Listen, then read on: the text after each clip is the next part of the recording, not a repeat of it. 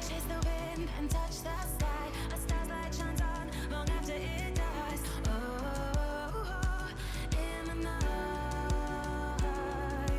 I live every day as if it's your last. Our memories been bright like beacons of the past. Oh, in the night, now we race against the sun. Now we race against the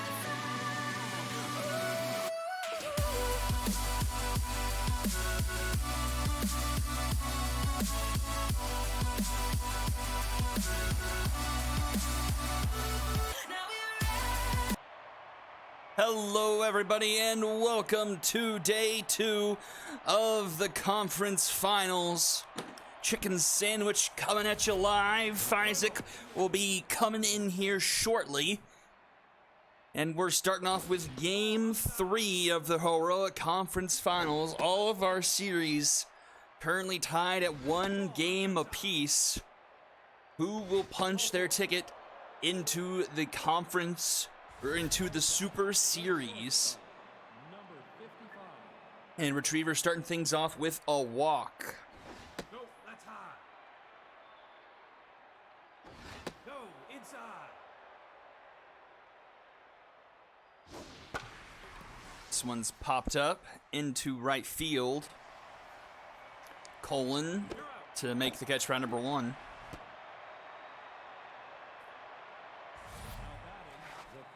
Brings up Maggie Slowitz.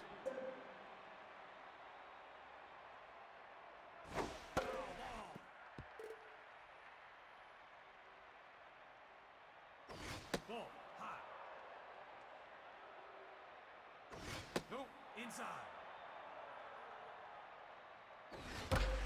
Oh, a line shot to Hex. She snags it for out number 2. Good reaction there by Hex. Probably would have been extra bases there for Slowitz. But it's 2-away now here for Barry Buns. Ball inside. 3-0 count. That one finds the zone, 3-1. Take your man. And that will be a walk. So a couple of free passes given up here by Carter. Here in the first inning, Ramen Nunez to the plate. Fouls off the first pitch. 2 on, 2 out here. Top of the first. Oh, just misses the bag. That's foul. 1-2 the count. No, that's high. Lace off that one. 2-2. Fouls off another. Already 20 plus pitches for Carter here in the first inning. Nunez making him work for it. Oh, dangerous take, but it pays off. The count is full. Bases will go. This one's to Hex. The backhanded scoop and to first in time for round number 3. Carter gets out of the jam and strands a pair of runners for the Retrievers. We go bottom of the first. Biscuit to lead us off.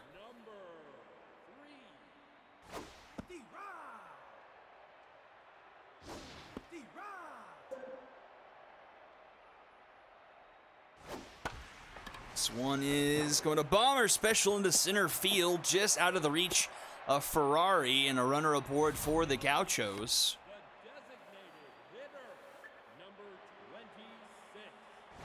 No, that's inside. That's outside.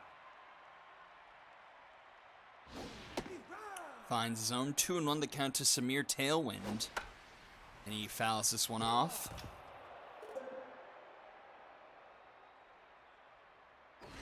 Swing and a miss. Tailwind goes down, and I'll bring up Jay Watt.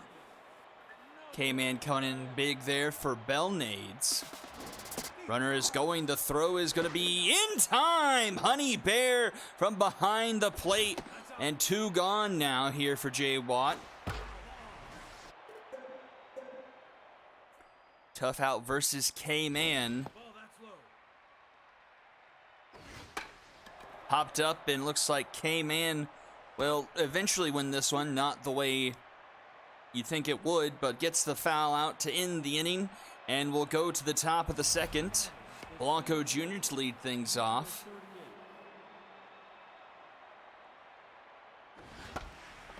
First pitch swinging into center field. Neon Dion. Easy play for him for round number 1. The second baseman, number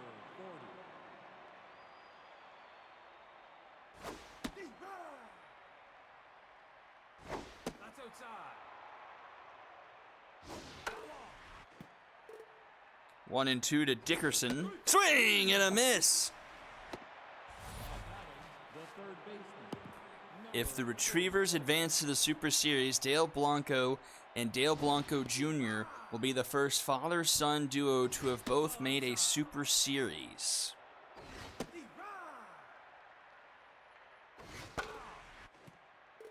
Fun fact from the commissioner. 2-2 to Trace McSorley. Ball outside. Full count. Swing and a miss. Carter with a couple of strikeouts in the second. Gets us to the bottom half. Banger, Hex, and Colin do up. now batting. The first baseman, number 0. Banger has been a key part of the offense for the Gauchos in the postseason. If he's on, the Gauchos are probably doing well, but he strikes out in his first appearance here in Game 3. Third baseman, number 2. No, high. This one into left should be playable for Buns, and he makes the catch for round number 2. Now batting. Good evening, Synthetic Life. Welcome to the SSBL. You're tuning in for Game 3 of the the Heroic Conference Finals. Series is tied 1-1, and this is a best-of-5 series. And we're going into the top of the third, still scoreless here. The catcher, number 37. High.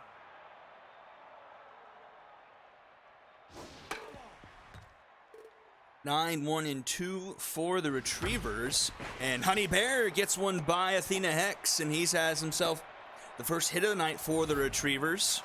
The right Gets us back to the top of the order. Harold McHenry drew the leadoff walk. Honey Bear is going, oh, off the glove of Banger, but a good enough reaction to knock it down and prevent it to getting into the outfield. Gets the out at first, but Bear does advance to second in scoring position, now only one away for Sammy Ferrari. Ball, that's outside. Front of that one, 1-2 the count.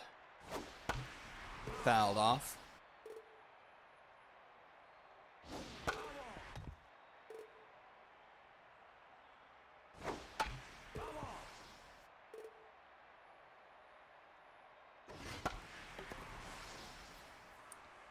Ferrari fouling off a few here from Carter. Oh, but he gets her looking on that pitch. Just finds the outside of the zone. 2 away now for Maggie Slowitz. Outside. Ball, that's low. Quick 2-0 count to Slowitz. Fouls that one back. 2-1.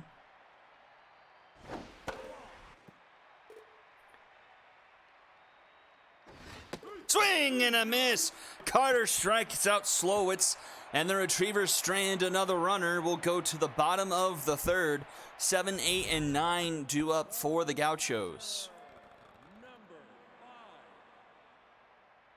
5. That's outside. Guess I did not know Sean Ferrari actually made a Super Series. Was he a original wrong fielder? That or a ball player, I guess. Now batting, the shortstop, number 9.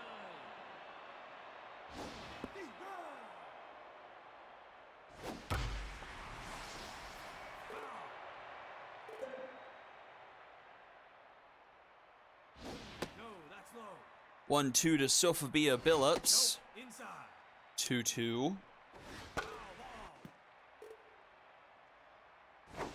Swing and a miss. Billups goes down 2 away now. And here is Neon Dion.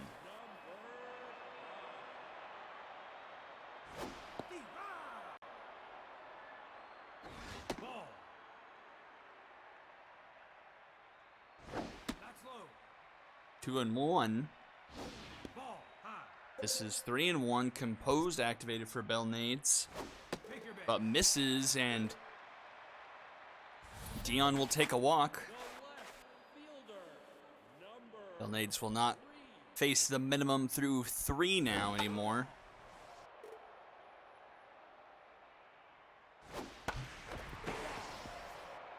Oh, 2 to Biscuit came in active. Ground at a second. Dickerson flips it to Slowitz in time for out number 3, and the Gaucho strand a runner. Nothing but goose eggs up on the board so far. We're to the top of the 4th.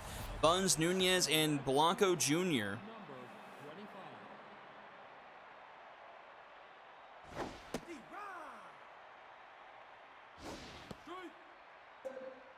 Strike. 0-2 to Barry Buns. Tough out activated for him. That's outside.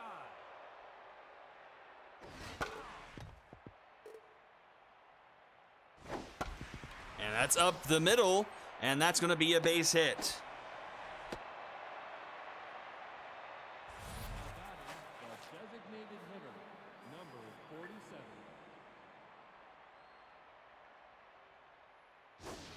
Oh, that one's deep into left center. Back it goes. Doesn't have enough. And that one is gone. Ramin Nunez, a 2-run shot. And the Retrievers take the lead. Now batting, the center fielder, number 38. Ball, outside.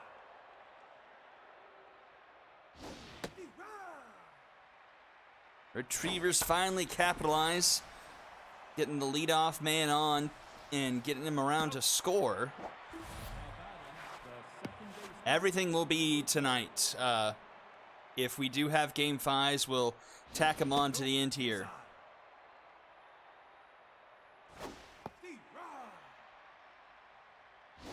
Ball, that's inside. 2-2 now, the count to Barbara Dickerson. Ball, that's low. Full count. That's a hard hit ball, and that's through the right side of the infield. Another hit for the Retrievers here. Brings up Trace McSorley. Number 47. Ball outside. Ball outside. Foul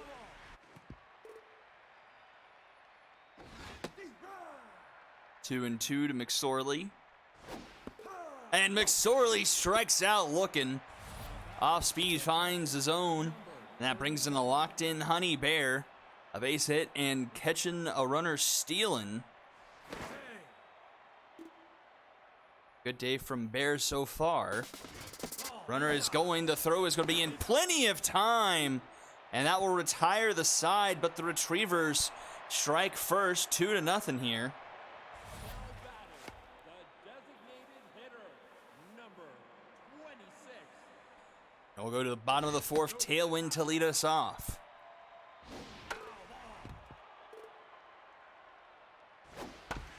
Grounded to third. McSorley with the backhand.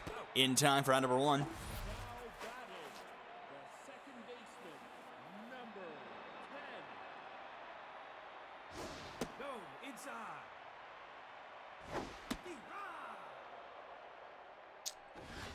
inside. Do not know the answer to that one, Puppet. Do not know. He's out. Now batting, the first baseman, number 0. Belnade's locked in. 3 2/3. 2 base runners allowed, 3 strikeouts so far. And the bottom of the fourth will go down 1-2-3 with the fly out to center from Brutus Banger, and we'll go to the top of the fifth here. Honey Bear will start anew, then McHenry and Ferrari do up. Number 37.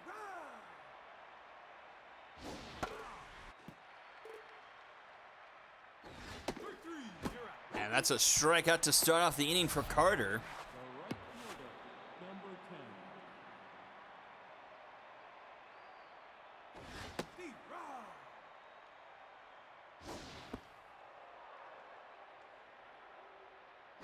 No, 2-1 to Harold McHenry. outside. That's ball 4. And McHenry will draw his second walk of the game. The shortstop, number 55. And Carter gets the early pull. Carter with 1 out in the 5th. Gets yanked, and we're already to the bullpen for the Gauchos. Jebediah Octagon, and that's going to be a bomber special. And runner's going to head to third and be there.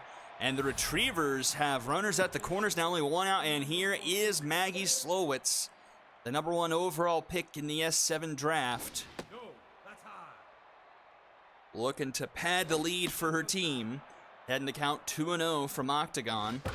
Ooh, a hard hit ball, but foul. 2-1. Swing and a miss there. 2-2. Runner is going. The throw to second is not going to be in time. Both runners now in scoring position. Fouled off again by Slowitz. It's a full count. Ball 4. And that one runs inside. The bases will be loaded for Barry Buns. 1 for 1 today, a single and a walk. A dangerous man coming to the plate. The Retrievers with an opportunity to knock this one wide open here. 1-1 the count. Lots of speed on the base paths. Fouled back, 1-2. Tough out activated for Buns. Another one fouled back. That's down. Just misses. 2-2.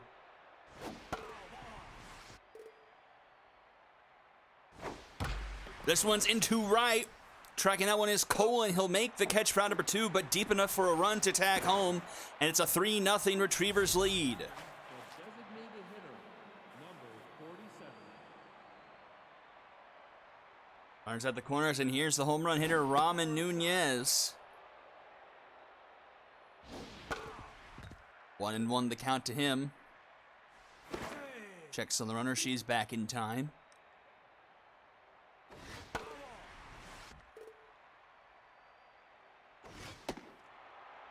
Two and two now.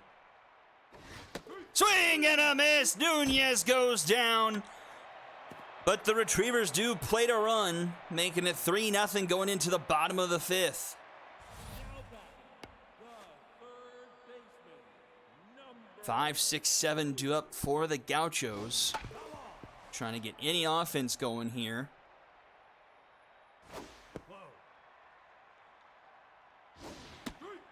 Whoa. 1-2 to count to Athena Hex. Came in active again for Belnades. A slow grounder to second, charging is Dickerson. The throw is in time for out number 1. now batting, the right fielder, Brings up Dolanier Colon.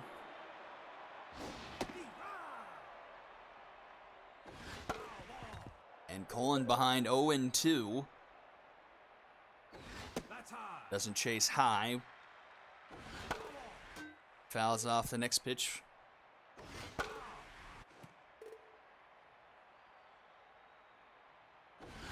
Swing and a miss. A strikeout for Belnade. She's up to 4 so far tonight. And here's Ernie Steele. Oh, just misses the bag down the third baseline. Just foul. No, inside. It's a 1-1 count. That's low. Slider finds his own. 2-2 now. Swing and a miss. Strikeout number 5 for Belnade sends us to the top of the 6th inning. Retrievers leading 3-0 here in game number 3 of the Heroic Conference Finals. Dale Blanco Jr. to lead things off for the Retrievers.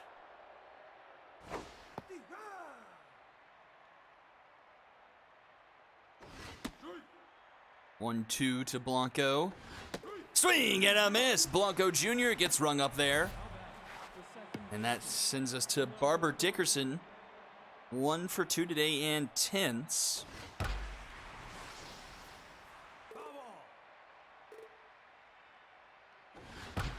And that's up the middle, a base hit for Dickerson. Runner aboard. now batting, the third baseman, number 47.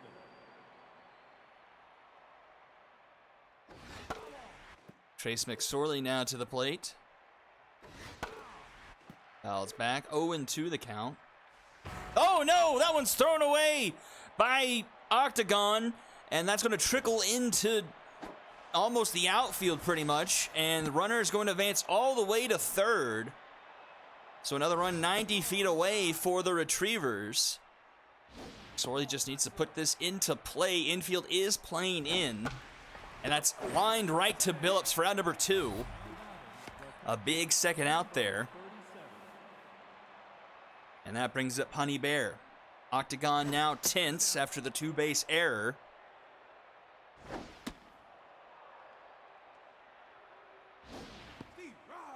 Finds his own there. 2-1 the count. 3-1. Fouled back. The count is full.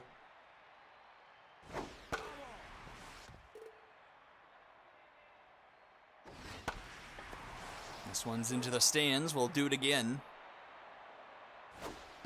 And that's ball 4. And we'll go back to the top of the order here for Harold McHenry. Over 1 but drawn 2 walks, and that does it for Octagon. In comes Poodle Starfire. Which version of Starfire will we see here tonight? We've seen the really bad version in game 1, and we saw the excellent version in game 2. She's heading to count 1 and 2, and there is Fizek. Another opportunity here for the Retrievers.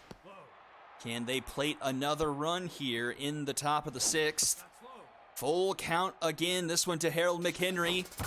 And he grounds that one to Watt in time to Banger for out number 3, and the Retrievers strand a couple more. And we'll go to the bottom of the 6th, 8, 9, and 1 due up for the Gauchos. Wow, Belnades is on fire. Yeah, well, not quite, but locked very in, close. But she's Very close to on fire, I would say. 1 hit, 1 walk in 5 innings. No, that's low. 2-2 now. Oh, Trace McSorley, an excellent play there. What a Fun fact. snag. Fun fact, my friend just had a child, and they named him Trace after Trace McSorley from Penn State. A slow grounded a short. Ferrari in time for round number 2, and there is on fire. So you weren't too far behind. It's DDC, I think, who's a big Penn State fan, I think, isn't it? You mean after Trace McSorley from the Retrievers? I wouldn't surprise me. And a strikeout of Biscuit sends us to the top of the 7th. Still 3-0 here. Ferrari, Slowitz, and Buns do up. Number 55.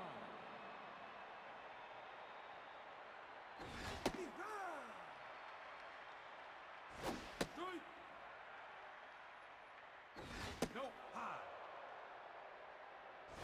Ball, that's up. 2-2 to Ferrari. And this one is skied into left center. Biscuit is there.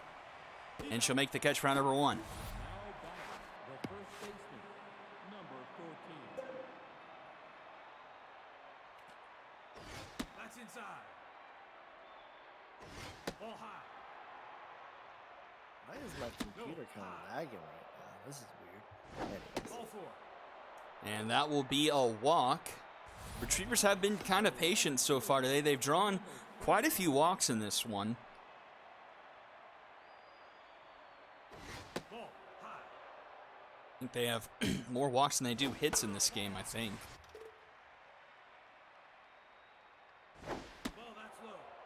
2-1 to Barry Buns, who's got a hit, a walk, and an RBI. 2-2, tough activated for Buns. Ball high. And the count is full. Swing and a miss, and the throw in time! Strike him out, throw him out, and to the bottom of the 7th we go! I'll tell you what, they needed that, and now can that spark the offense here? Gotta get through an on-fire Bellnades. Easier said than done. 0-2 to Samir Tailwind, who is also 0 for 2 on the night. Hard hit ball, but right to Slowitz for out number 1. We've seen a couple of those tonight, just screamers down the line, but the hot corner defense paying off for both teams tonight No, that's inside. and protecting the corners. Yeah, Mubot was prepped for the stretch. Outside. 2-2 to Jay Watt. Ball outside. Oh, just misses. The count is full. Composed and K-Man versus Tough Out. Another one to the hot corner, Trace McSorley. Number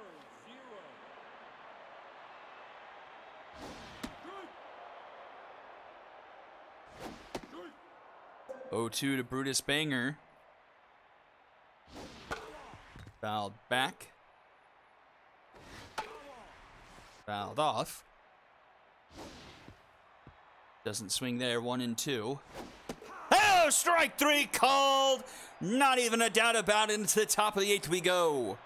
Nunez, Blanco Jr., and Barbara Dickerson do it for the Retrievers, looking to pad this 3-run lead.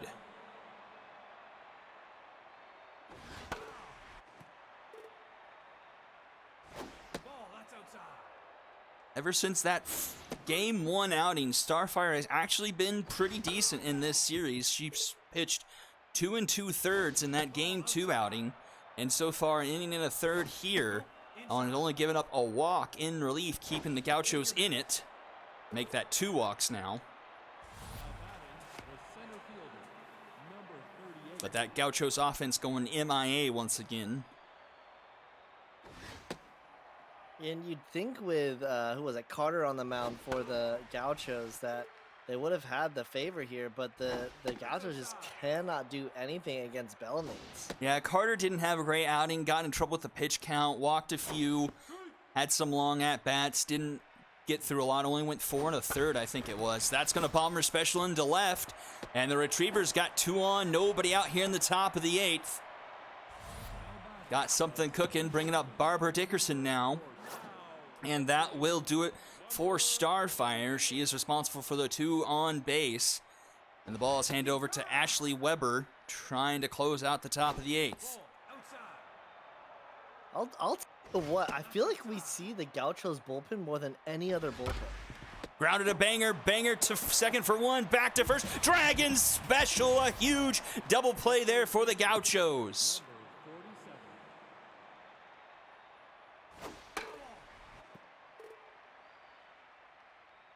That's low. Yeah, I agree. We've seen a lot of the Gauchos pin so far through 3 games. Honestly, just since that, they've lost 7 of their last 11. And swing and a miss from McSorley. Another runner stranded for the Retrievers. And we'll go bottom 8th, 5, 6, 7. Do it for the Gauchos. Ball, that's low. Gauchos need to get it done this inning. You've got Belnade starting to labor here. The on fire is certainly being a part of it, but once she gets to 100 pitches, that's going to be your point to strike if the Gauchos want to get back into this. I'm not convinced that they can do it in the 9th. That's high. Ball inside. After what we saw in Game 2 last night, who would you want out first? Do you want Gu out? Do you want Pennyfold? Do you want Watsky? Or how about just don't have any of them come out? Potentially. It's possible, but needs to be perfect, and that is helping largely. Slowitz getting the foul out, and to the top of the 9th we go. Retrievers looking for that last little bit of insurance. Honey Bears staying in the game. No, that's high. Strike. And Bears strikes out looking. Now batting, the right fielder, number 10. Strike. Brings up McHenry. 2 walks today. Swans into the stands. Into right. That one is foul and gets down in front of Colin. Couldn't quite get there in time. Swing and a miss. Weber rings her up there. Back-to-back strikeouts brings up Sammy Ferrari. Ball, that's outside.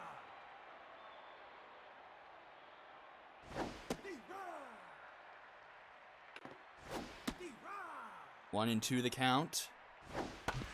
Grounded a Watt. Easy play for him. And to the bottom of the 9th we go. 3 to tie, 4 to win. And it's 8, 9, and 1 due up for the Gauchos. This would be absolutely crazy for the Retrievers to take a 2-1 series lead. Head into Game 3 tonight. Game 4 for them with opportunity to head to the Super Series. That's outside. 3-1 to Billups and 100 pitches now on Belnades. Swing and miss there. Count is full. Came in and composed. Oh, but it misses wide, and a runner is aboard. I can't tell you the last time the Gauchos had a base runner. And Dion gets pulled for Kiffy, and Belnades gets pulled for Watsky. Oh, Kiffy takes the bat. I thought they were pinch running someone. I was like, wait a minute, what? Dion's not that bad of a bat, so they're just really trusting Kiffy's speed right now. 2-1 the count to Grin Kiffy. 2-2 now. Fouled back. Strike 3 called on the inside corner, 1 away. Here's a tense Miranda Biscuit with the only base hit on the night. Oh, the Gauchos, and she's going to ground into it. 4, 6, 3 Dragon special, and the Retrievers take Game 3, 3-0. The Gauchos get 1 hit in Game 3, and the Retrievers 1 game away from a return to the Super Series. And that 1 hit, Miranda Biscuit, was her lead off at bat. 1 hit and 2 walks for the Gauchos offensively tonight. Yeah, I'll tell you what. We thought this series was the one that was going to be the quickly easiest decided, and here are the Retrievers, just 1 game away now. They have silenced the Gauchos' bats, and that's probably just been a major part of their success here. I mean, the Retrievers only scored 3 runs, but if you can't put up any runs at all, that's all you need. And only 7 hits tonight from the Retrievers, a pair from Dickerson. The Ramon Nunez 2-run home run, a large part of it. Barry Buns also getting an RBI tonight. McSorley striking out 3 times. Retrievers do strike out more than the Gauchos tonight, but get the win. Belnades, an excellent performance from her. 7 strikeouts through 8 innings. 3 total base runners. Watsky with a clean sheet and the save. Loss goes to Carter, 3 earned through 4 1/3. The other pitching from the Gauchos, though, they kept the game at that 3-0 level. Just the offense did not show up to try and make things interesting at all. MVP, without a doubt, is Belnades Nunez and Barry Buns. And that will do it for game number 1 of the night. Game number 2, Wildcats hosting the Stingers, who will take the 2-1 lead in the Epic Conference Finals. Don't go anywhere. You're watching the SSBL on Twitch.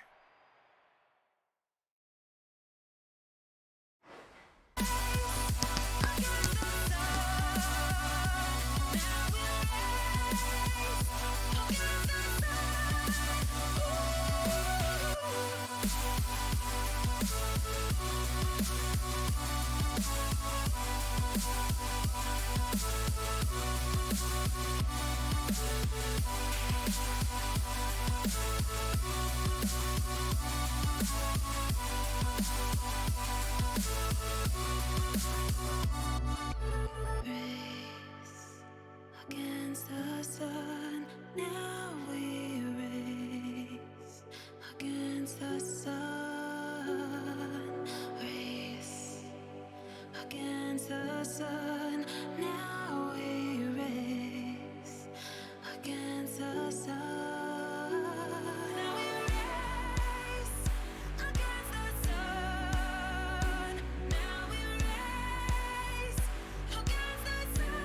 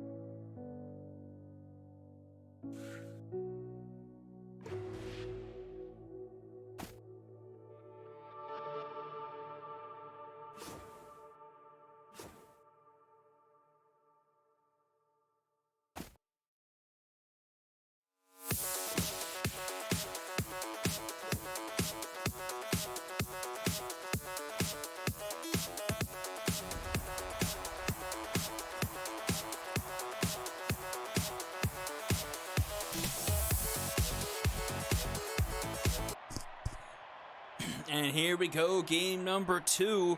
Stingers and the Wildcats. Bart Polo's Cologne versus Strong Noodle Arm. Stingers returning to the scene of the 19-4 crime for the first time this season. Can they avenge that early season loss and take a 2-1 series lead in the conference finals. Ball, that's inside. Aggie redeeming +4 to a player. I need to actually fill out the form to make players. I need to figure out names this year. That's down.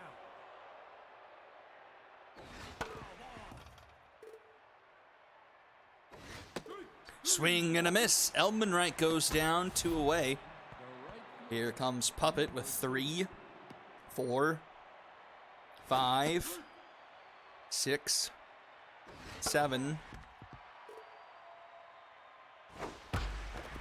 It stopped moving the screen, so I assume that's probably like 10 or something.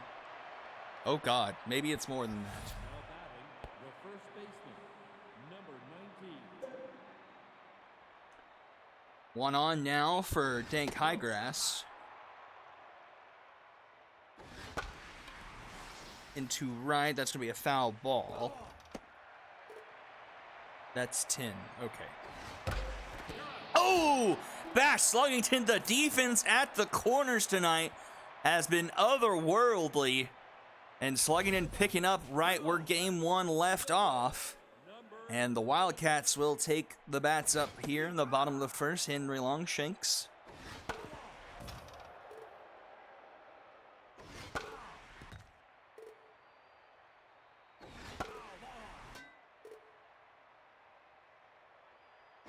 Outside.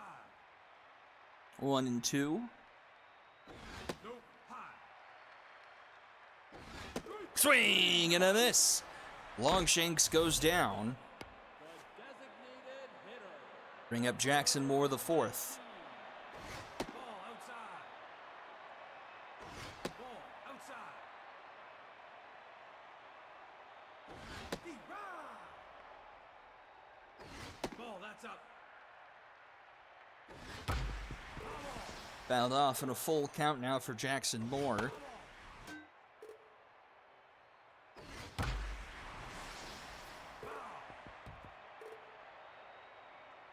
Ball 4. And Moore will draw a walk. So both teams with an early base runner. Whitney not having a great series this time around. No, inside. It's been a strikeout victim That's inside. a good chunk of the time. I believe he's 1 for 9 this series. But then he strikes out again, 2 away. And they'll bring up Bash Sluggington. Number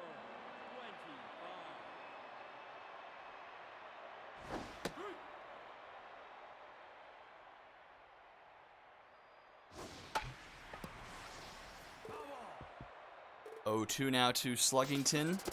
And they're going to catch Moore trying to go to second. And this will eventually retire the side. And we'll go to the top of the second now. 0-0. number 3. What I miss?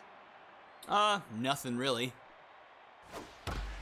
But there goes Penelope Garcia up the middle with a leadoff single.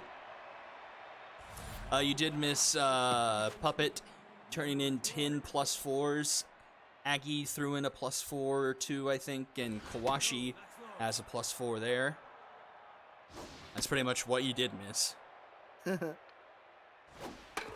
Dallas, Texas, 2-1 the count.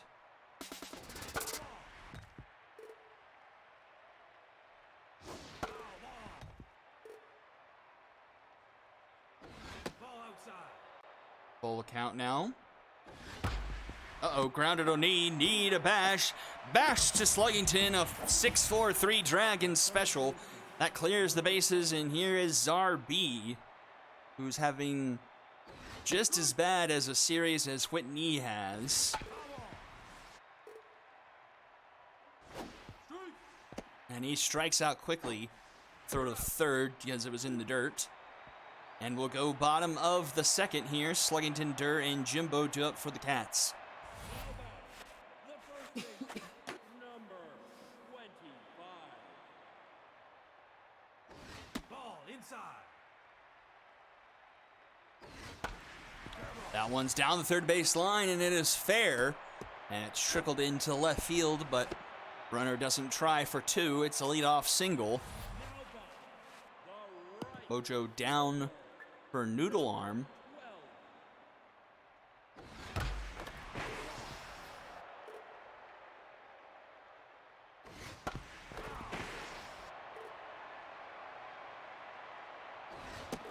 Swing and a miss, a strikeout to bounce back for him. Here's Bobby Jimbo. Back to locked in for Noodle Arm. 3 strikeouts in 4 outs so far. That's low. 1 and 2. And another strikeout. Make it 4. And here's Sandy Bash. No, inside.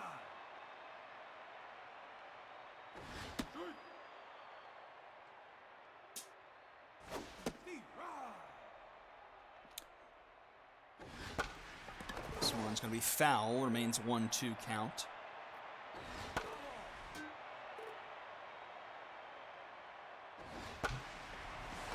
Ooh, a diving stop by Texas. The throw in time. Nice play by Texas to get out of the inning. And we'll go top of the third. Pendragon, Pixel, and DeSalsa do up. I feel like Texas came into the Stingers organization with very high expectations, and I feel like he's just now starting to meet those.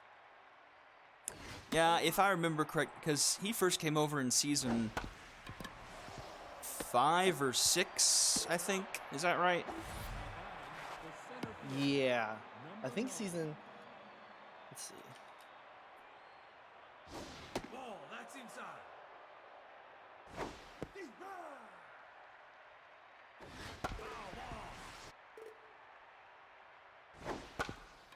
Grounder back to the mound. Polo Cologne in time for round number 2. The shortstop, number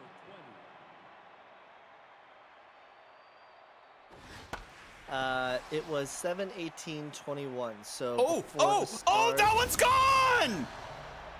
Holy cow, I didn't think that one had enough on it, and it just sneaks out of here into left field, right down the line, and Ace DeSalsa has the Stingers on top 1-0. Robot, that is not jacked. You take that back right now. That is, That's outside. I don't know what to call that, but jacked is not a fair description of that one.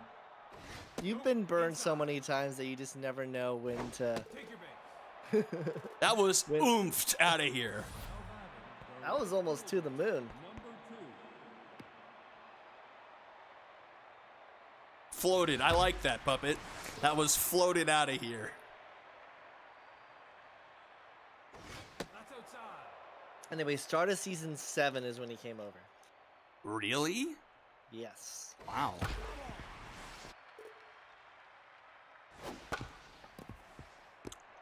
Sluggington will end the inning, but Ace DeSalsa flipping one over the left field fence gives the Stingers an early 1-0 lead.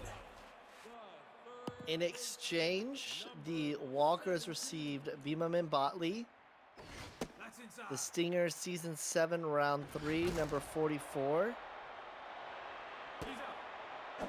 which they ended up trading, and that's where the Wildcats got Henry Longshanks. And then the season 8 round 2 of the Stingers, which ended up going to the Knights, which was Bob Murr. That's low.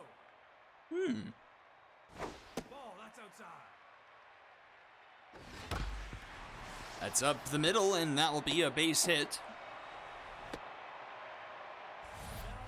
That brings us back to the top of the order for the Wildcats, Henry Longshanks. He's had home runs in both games so far, as has the batter on deck, Jackson Moore.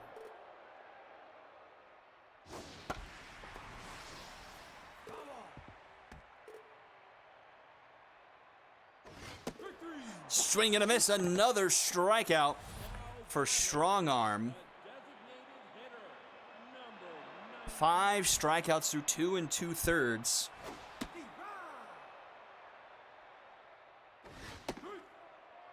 And it's ahead 0-2 to Jackson Moore. Ball outside. Oh, strike 3 called, and Moore sits down, and we go to the top of the 4th. 1-0 your score. Highgrass Garcia and Texas do up for the Stingers. Number 19. Ball that's low. I feel like, based on what I remember you saying about this series last night, Isaac, that if the Stingers want to advance to the Super Series, they've got to take care of business in this game and the next. If the game goes to a decisive Game 5, I just don't love their chances of having to face off against Beef Boy again. Just after what Beef Boy did to them, yeah, like, and again, this is nothing against Del Vecchio in any regard. It's just, I mean, yeah. the reality of it. I mean, the same goes on the flip side. I mean, the Wildcats do have to fight Del Vecchio again, and that game was 2-2. So, I mean, it's not like they didn't perform great. I mean, it was the bullpen that ended up blowing that game with 5 runs in the top of the 10th. I made it 7-2. But just with what we've seen from Beef Boy over the last few weeks, it just makes me lean that direction.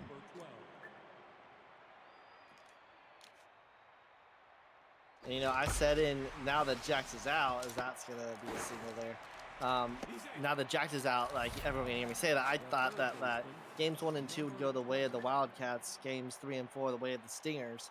And I feel like that was kind of the recipe for success given Beef Boy and Auntie Jar. Now they're in a position where they could get it done with a 3 and 4. You know, Noodle Arm is no slouch in any regard. Another opportunity here for the Stingers. 2 on, only 1 out. 2-2 count here to Czar B. Czar B eating up a few pitches here from Cologne. Nope, that's high. And it's a full count. Oh, swing and a miss. B swung through that one.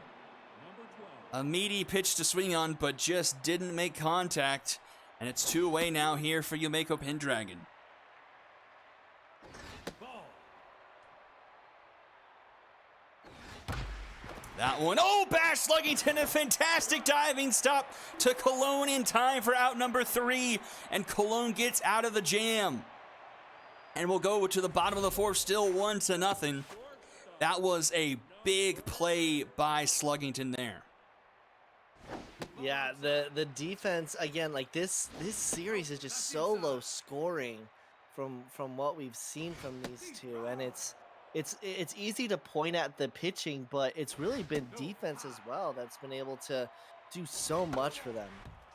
I don't know what the speed was on the runners, but with 2 outs, if that gets by Sluggington, that probably scores a run for the Stingers. Whitney leads off the bottom of the 4th with a walk. The second one given up by Ball that's outside. by Noodle Arm here. People are breaking my brain because I know there's a Noodle Strong Arm and there's a Strong Noodle Arm.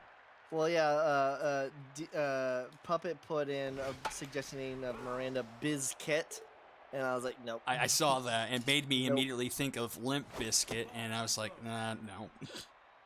Oh, my nope was not because of Limp Bizkit, it's because it's so simple. No. Yeah, I know why you said no to it, but my brain immediately went to, oh, what about Limp Bizkit? And I was like, probably not. And that is a much-needed Dragon special. I'll say Czar B hasn't been much at the plate, but his defense has been sound at third base. And I really do think that the Stingers have found their third baseman for the future in Zarbi.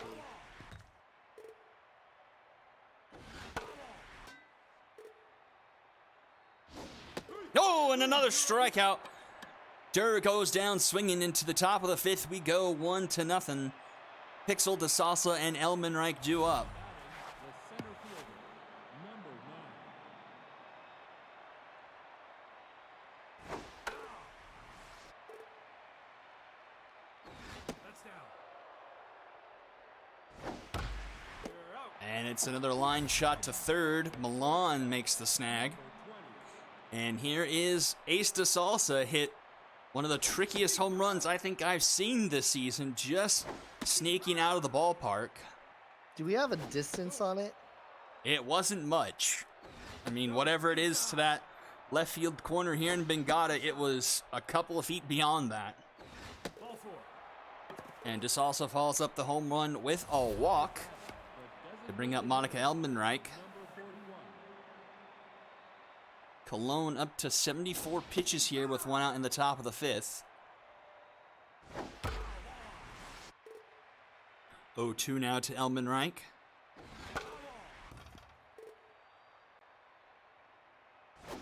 Swing and a miss. Elmenreich rung up there, brings up Matthew Kennedy now with 2 away. Oh, Matthew Kennedy, a deep shot into left center, and that one is gone. Matthew Kennedy makes it 3-0 Stingers. No doubt about that one. 430 feet into left center. He has been such a focal point of this Stingers rebuild. Really coming in that season 5, and you know, you equate him with him and Dank Highgrass, though he kind of got to start before Highgrass and doing what the Stingers need for him here in Game 3. I honestly haven't updated the stats and haven't looked at him in a while, but I feel like if it really wasn't for the season Moose Shaw did have, Matthew Kennedy would be in that MVP conversation. I mean, there were so many stacked right fielders in that draft. I mean, Will Freishak was in there. Kennedy was in there. There were so many really, really good right fielders, and Matthew Kennedy was the first one selected out of all of them, and he has proven his worth tenfold. Oh, and Bobby Jimbo gets rung up there. The 8th strikeout here for Strong Noodle Arm. It's Noodle Arm. Where does Noodle Strong Arm play? Is he a pitcher as well? No, he's a position player. Okay. And he is, last I checked, he was in free agency. Oh, is he He's really? not yeah, he's not what you would call a keystone player for an organization. He may have gotten picked up by a team, but he was kind of wasting away. And Noodle Arm is on fire here in the bottom of the 5th inning. That may be one of the quickest 2 on fires I have seen.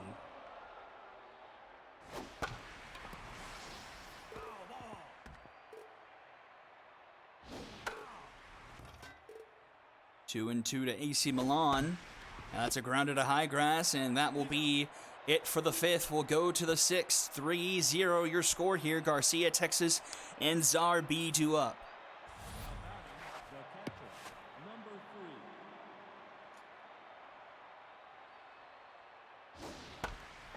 First pitch swinging, grounded to Milan in time for out number 1.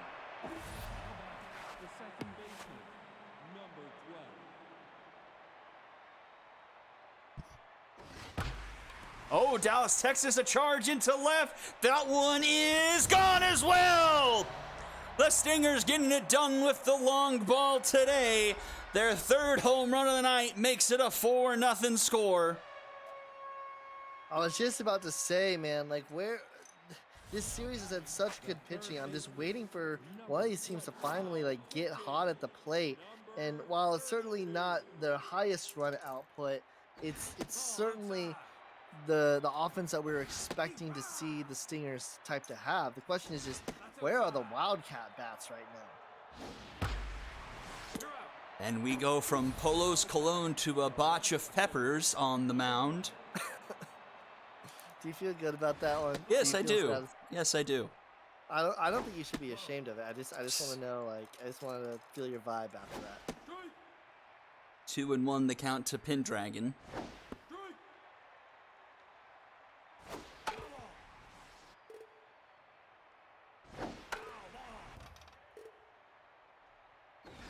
Swing and a miss.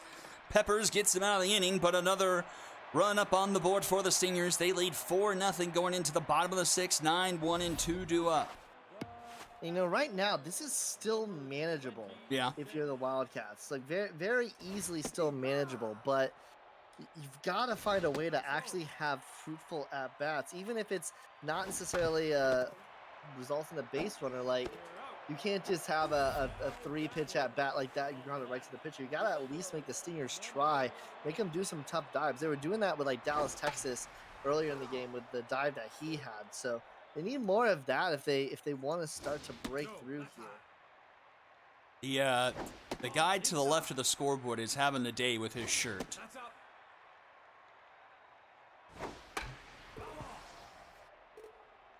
He doesn't know what team to root for. We've got so many bandwagon fans in the SSBL, man. Well, here's that at-bat you're asking for. Longshanks using up a few pitches, but ends up grounding out to Czar B anyway. That's a mojo like- down. It's better. It's better that you're able to at least take him a couple pitches, but that's got to be a harder play for the defender to make. Wow, I did not notice that Strongarm already at 100 pitches. So he finishes off the 6th inning, but I doubt he comes out for the 7th.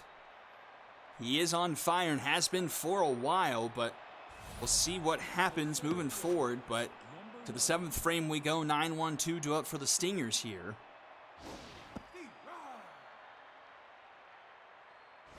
Ball, that's inside.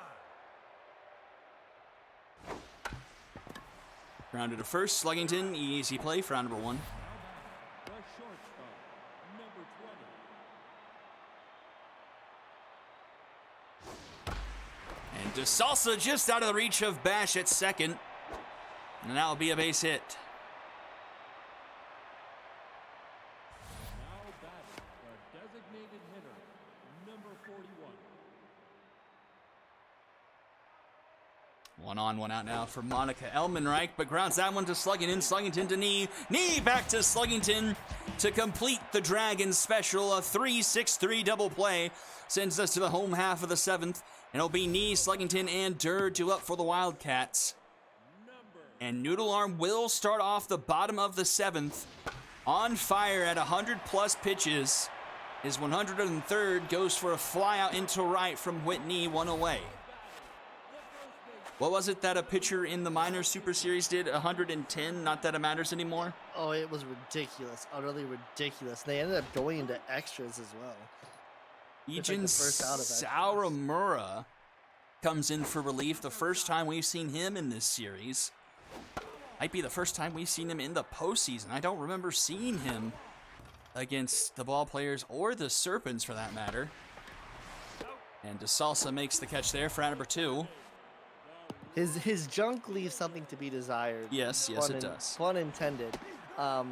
But he's kind of an underrated arm there in the bullpen for the Stingers. And that's another grounder to short. It's going to be another 1-2-3 inning for the Stingers pitching staff. And we'll go to the top of the 8th, still 4-0. 3, 4, and 5 due up from the Stingers here. Locked in Matthew Kennedy, 2 for 3, had the 2-run home run last time he was up. Peppers has done nicely in relief, 1 2/3. Only given up a hit and struck out a batter. Had 1 and 2 here against Kennedy. This one's in foul territory. Can Longshanks track it down? He cannot. No, that's Durr in right. Longshanks is in left, I think. Slow grounded to short. Knee in time for number 1. The first baseman, number 19. Dank Highgrass. 0 for 2 with the walk so far today. Ball, that's outside. High. No, that's low. 3-0 to Highgrass. Swings but fouls it off. Oh, this one into the gap. That's going to stay in the park. That's going to one-hop off the wall, and Dank Highgrass will have himself a one-out double.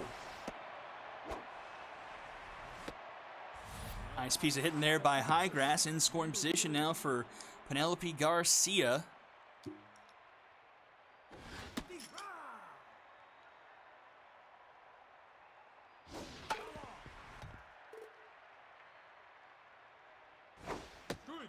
Swing and a miss at a ball in the dirt. Garcia goes down, 2 away. And here comes Dallas, Texas.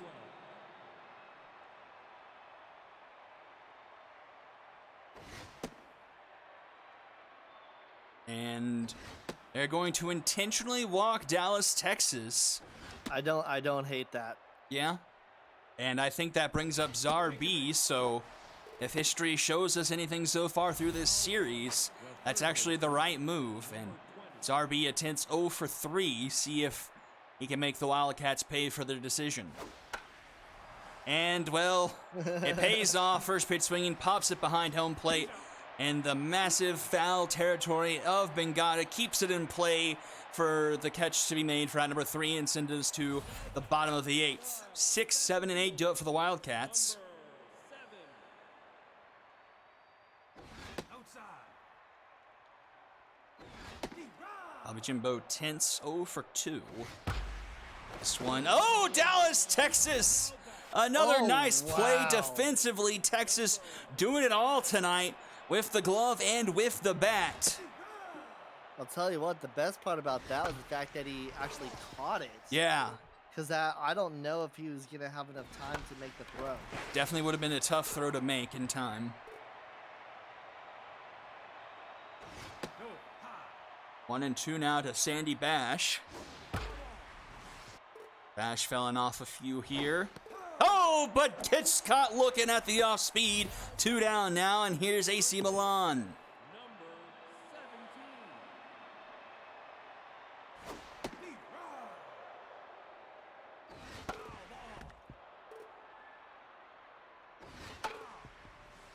0 and 2 now. Fouled back.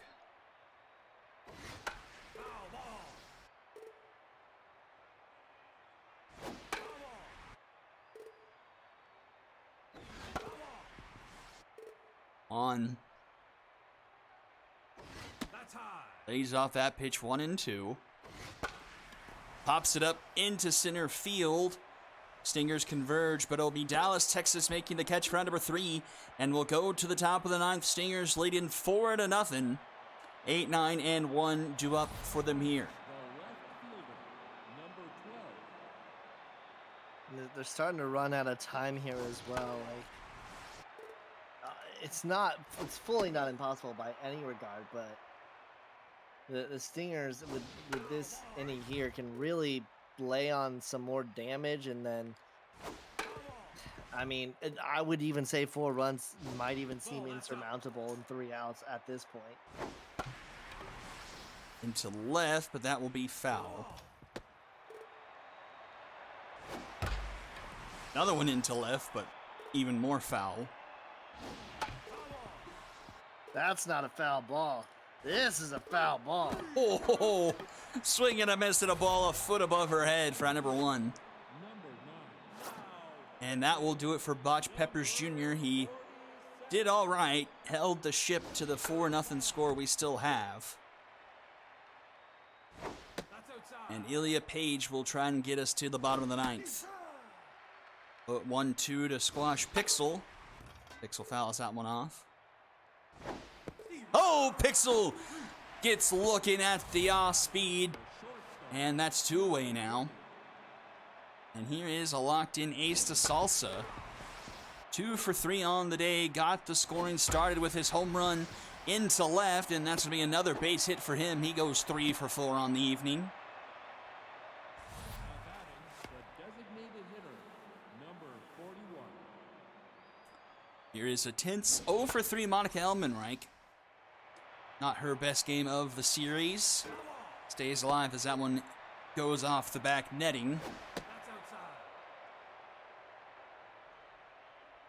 outside.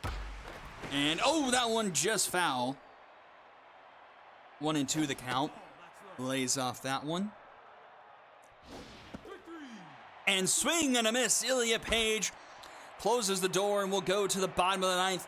Wildcats need 4 to tie, 5 to win, and 9, 1 and 2 due up. The catcher, number Someday to lead things off 1 for 2 so far.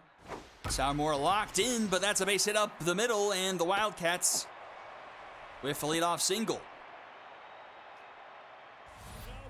The mojo down for Sourmura. number 8. Neutral against a tense 0 for 3 Longshanks. Ball.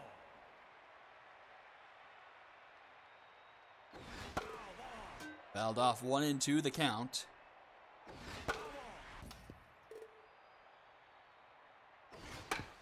A slow dribbler. This could be trouble. Zarbi is up with it. The throw in time.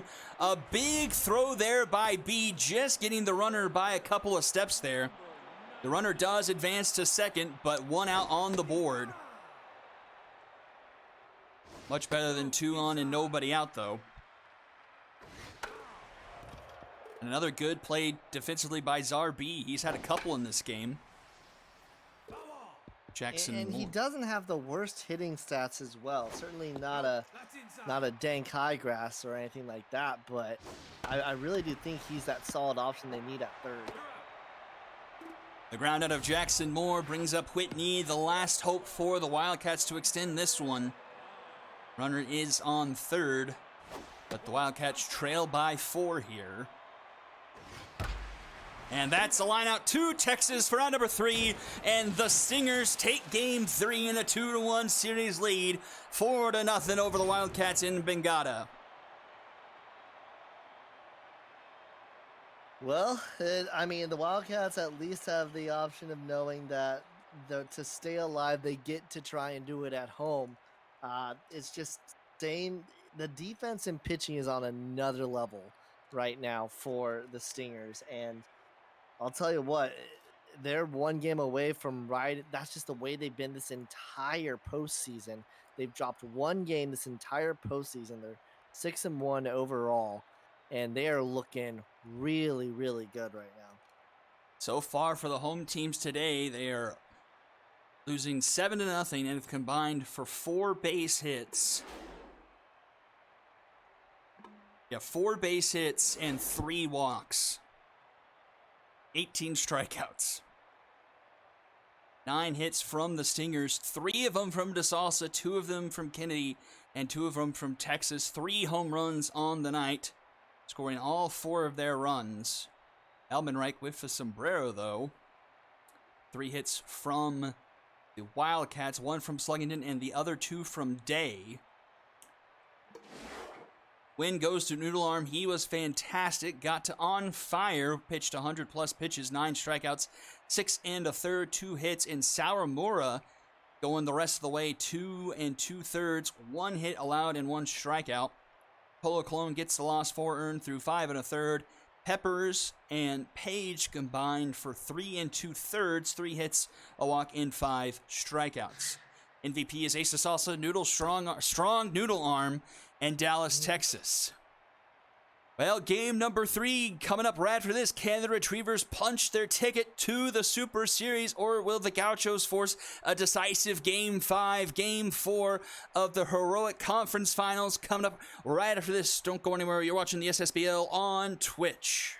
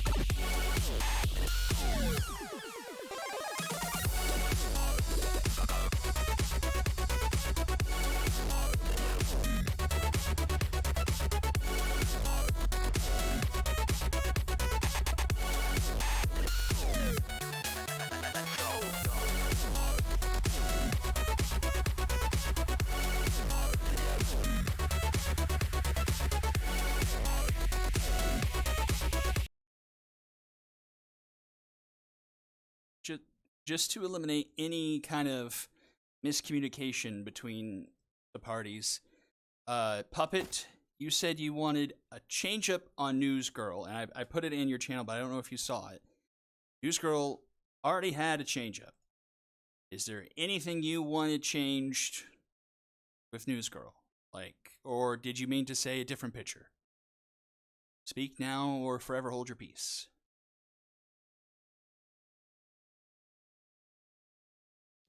Give you a minute from now. Dun, dun, dun, dun, dun, dun, dun.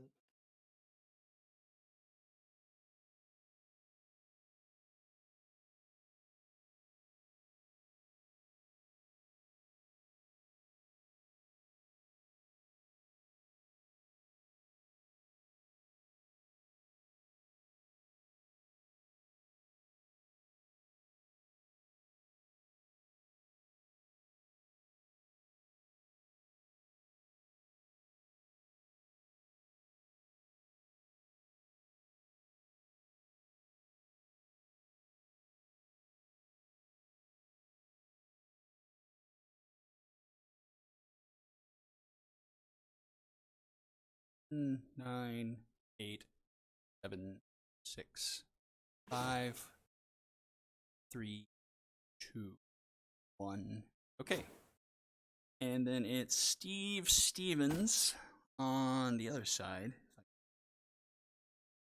There we go. And off we go. No, I was just mentioning, Puppet, that you said News Girl. You wanted a change up on News Girl, but News Girl already had a change up.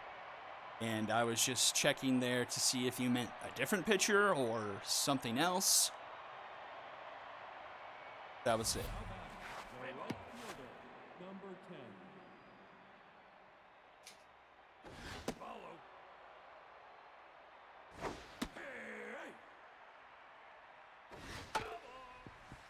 Steve Stevens on the mound here.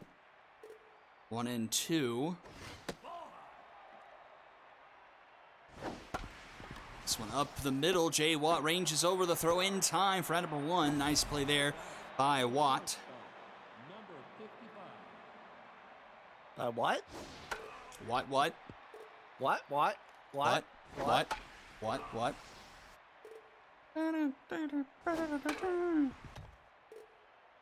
I've been watching some Macklemore on YouTube as of late. That's out number 2. The first baseman, number 14.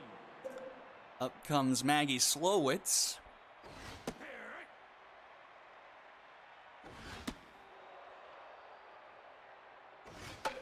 And Slowitz pops this one up for steal, and he makes the catch for round number 3, and we'll go to the bottom of the first. Let's see if the Gauchos offense can get the lead out here with their season on the line. News Girl on the mound. Strong velocity and junk, but almost a theme for this Retrievers pitching staff. The accuracy is what lingers behind. Going the way of Cassiopeia Ducato.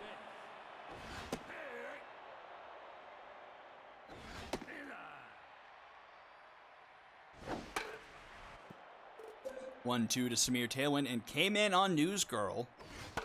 So both Bellnate and News Girl for these Retrievers pitchers here in the 3 and 4 spot with K-Man. This one is fouled off. 3 straight fouled off by Tailwind here. Make it 4. And finally gets the ground out to Ferrari, 2 away. Which brings up Jay Watt. I think the biggest thing we're looking for here is, do the Gauchos have any life in them here, specifically with the bats? Like, the pitching has been their kind of Achilles heel this season, but honestly, the bats have failed to show up at times. The bats have evaporated pretty much, like apart from maybe like a game here or there over the past 2 months of the season and the playoffs. Is it they're playing better competition? I don't know if that's true because they lost 1-0 to the Walkers. Yeah. The answer to that question is definitely no. I mean, the Retrievers lost to the Walkers at the beginning of the year, but that was a much different Walkers team. Number 47. I mean, that was Ben Tojam on the Walkers.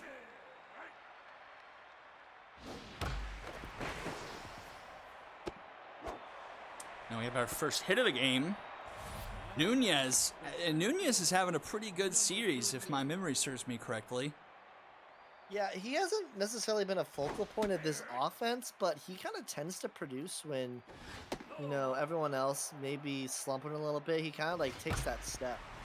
And that one's up the middle. 2 aboard here for the Retrievers. Only 1 out here in the top of the second. Looking to strike first here comes Barbara Dickerson. Number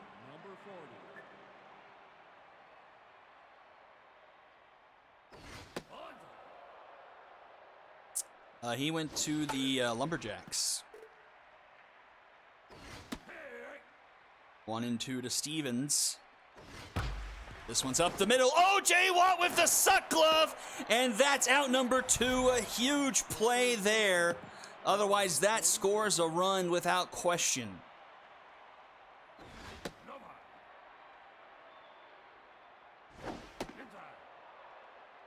And here's Trace McSorley with 2 in scoring position and a 2-1 count. Swing and miss there, 2 and 2. Grounded a banger, he backhands it, and will take it himself for out number 3, and the Retrievers strand a pair. We'll go bottom second, Banger, Hex, and Colon do up. Kawashi, to answer your question, I mean, the player names are all submitted by people, so it's up to the individual people why they choose names. I made a whole bunch of names to be submitted for some randomly generated players, and Newsgirl was the one I created. It kind of just fits along with the theme of that we have of kind of like adjective noun is like the kind of the way it goes. Newsgirl first strikeout of the game against Banger there, and an 0-2 count to Athena Hex.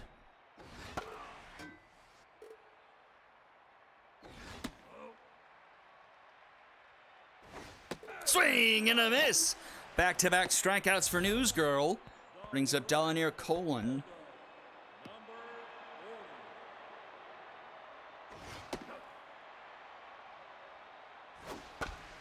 And that one stays fair down the first base line. And Slowitz will scoop it herself and step on first for out number 3. Top of the third we go. Goose eggs abound. 9, 1, and 2 do up for the Retrievers. Oh, Whitney. That's a fantastic name. Goose eggs abound? Yeah. Okay. I'll allow it. The right fielder, number 10. Or what about Goose eggs a plenty?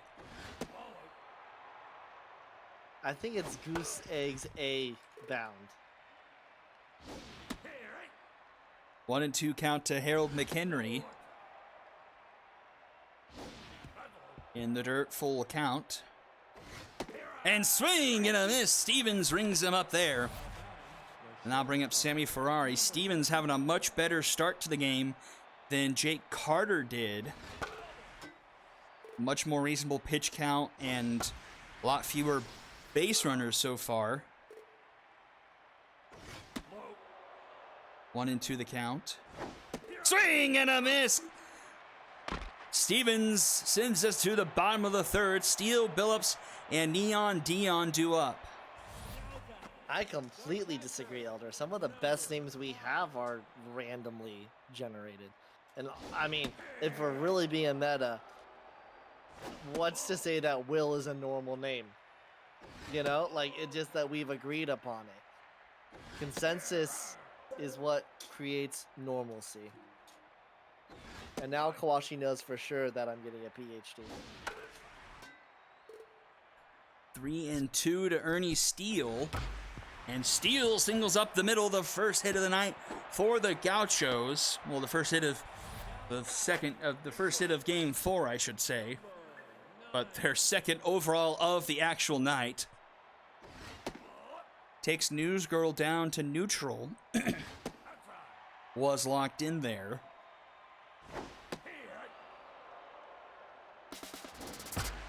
Grounded to Dickerson. She goes to second for one, and the Dragon Special is turned.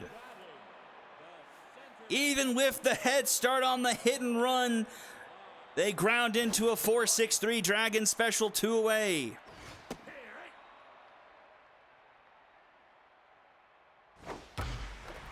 Oh, just out of the reach of Dickerson there, and that's going to be a base hit.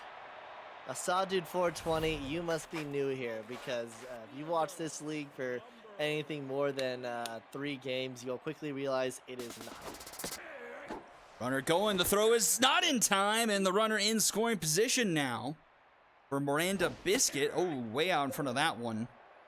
K-Man and back to locked in for Newsgirl. The payoff pitch fouled off. Doesn't chase. 1 and 2. Swing and a miss. Newsgirl rings her up there and strands a runner. And we remain scoreless going into the top of the 4th. 3, 4, and 5 do it for the Retrievers here. Maggie Slowitz to lead things off. A pitching duel here in Game 4 of the Heroic Conference Finals. Oh, and Stevens strikes out Slowitz, 1 away. 5 Ks so far for Steve Stevens through 3 1/3.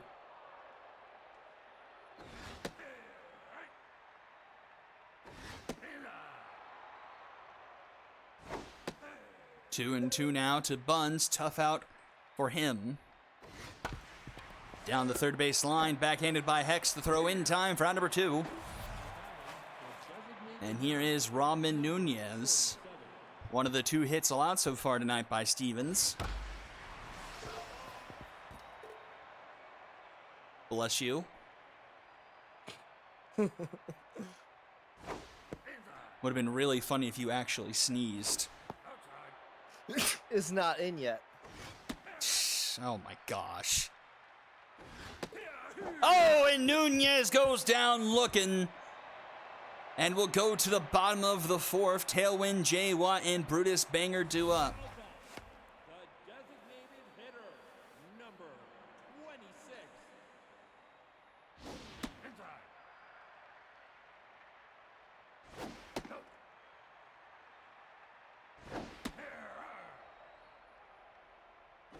Follow time. 3-1 to Samir Tailwind to lead off the bottom of the 4th, and Tailwind draws the leadoff walk. So runner aboard now for the Gauchos. Can they take advantage here? Jay Watt to the plate. Girls starting to struggle with her command here. I hate when girls struggle with their command. It's a 3-0 count. Runner is going, and that's a 4-pitch walk to Watt. And there's 2 on, nobody out here for Brutus Banger. And Mojo down on Newsgirl. She's back to neutral. And a bit of a jam here in the bottom of the 4th. That's 6 straight balls. Finally finds his own there, 2 and 1. This one flipped into center field. That one is going to be caught by Blanco for out number 1.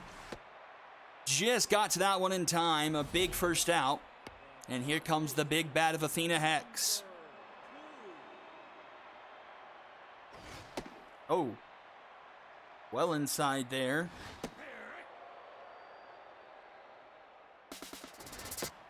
Runner's going to throw it to seconds in plenty of time for out number 2.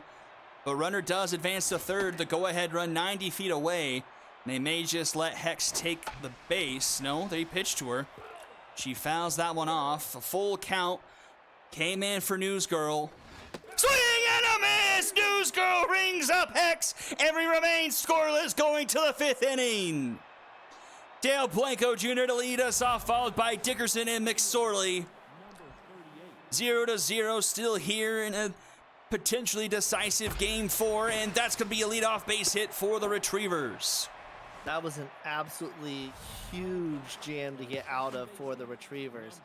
And it's still 0-0 here, but things are just falling the Retrievers' way right now. Got 2 on, nobody out, and the Gauchos can't play to run. And a 2-1 count here to Dickerson. Dickerson into left. That one is carrying. Doesn't have enough at the wall as Biscuit, and she makes the catch for number one. Just didn't get all of that one. Missed it by pretty much the width of the wall. But you could say, good girl. A loud first out here in the top of the fifth. Runner is going in. Runner will take second on the slow roller. Watt flips it to first in time for out number 2. And here is Honey Bear with a chance with the runner in scoring position. But first pitch swinging, grounds it to Banger. He'll step on first for out number 3, and the side is retired. Bottom half we go. Colin, Steele, and Billups due up.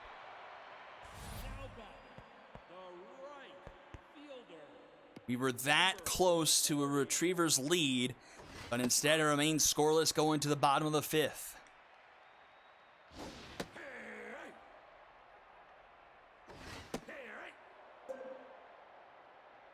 Amen for News Girl on a 1-2 count. Swing and a miss. Colin goes down, one away. Here comes Ernie Steele. That's 3 E's, not all in a row.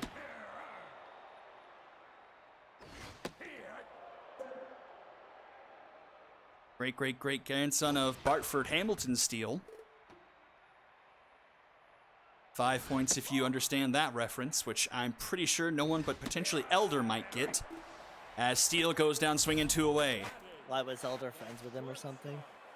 Back in 1910? No, but it's from a show that's old, so maybe he would understand it. I don't know.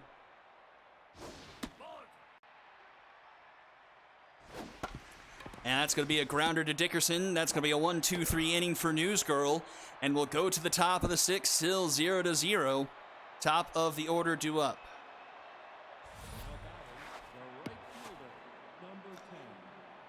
As you like to say, Isaac, we are on a razor's edge here in Game 4.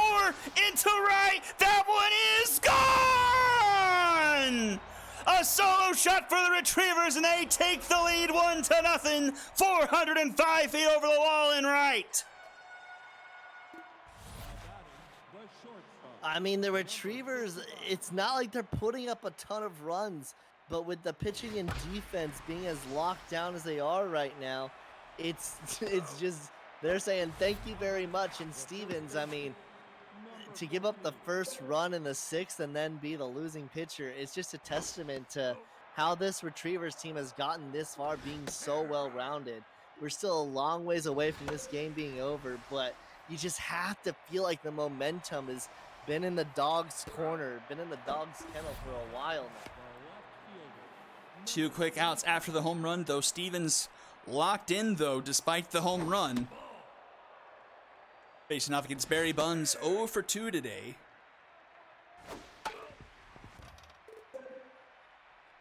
Tough out. Let's see if it pays dividends this time around. It will not. Nowhere close to that one, as Stevens gets the strikeout to wrap up the 6th. But the Retrievers take a 1-0 lead. 9-1-2 due up for them here. As Kawashi points out, the Gauchos now on borrowed time.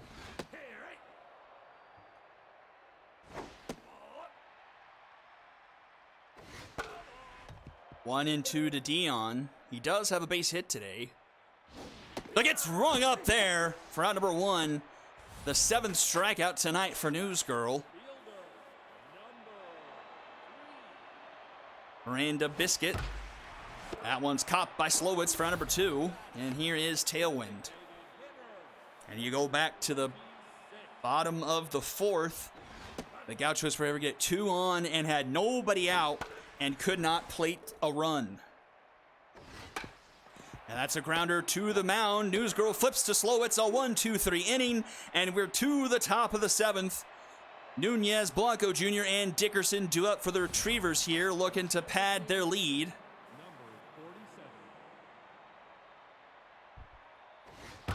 That one's a hard hit ball off the glove of Brutus Banger at first, and that's going to be a base hit. The first real misplay tonight we've seen at either hot corner, and it goes against the Gauchos' favor, and it's just a testament to what you're saying, Isaac. Just the momentum, the luck seems to be in the Retrievers' corner so far. And that one's into left. That's going to get down inside the line. Oh And that's going to my roll into the corner. God. Runners headed to third and will stay put there. And 2 in scoring position for the Retrievers and nobody out. I hate to do this, but I gotta be right back. I gotta go get my laundry. Man, I hate to leave right now. A massive jam for Stevens. Can he keep it a 1-run game? No, he cannot. That's up the middle. 1 run will score. Another one rounding third. Headed for home. The throw from Neon. Dion is not in time. The Retrievers plate 2 more and take a 3-0 lead.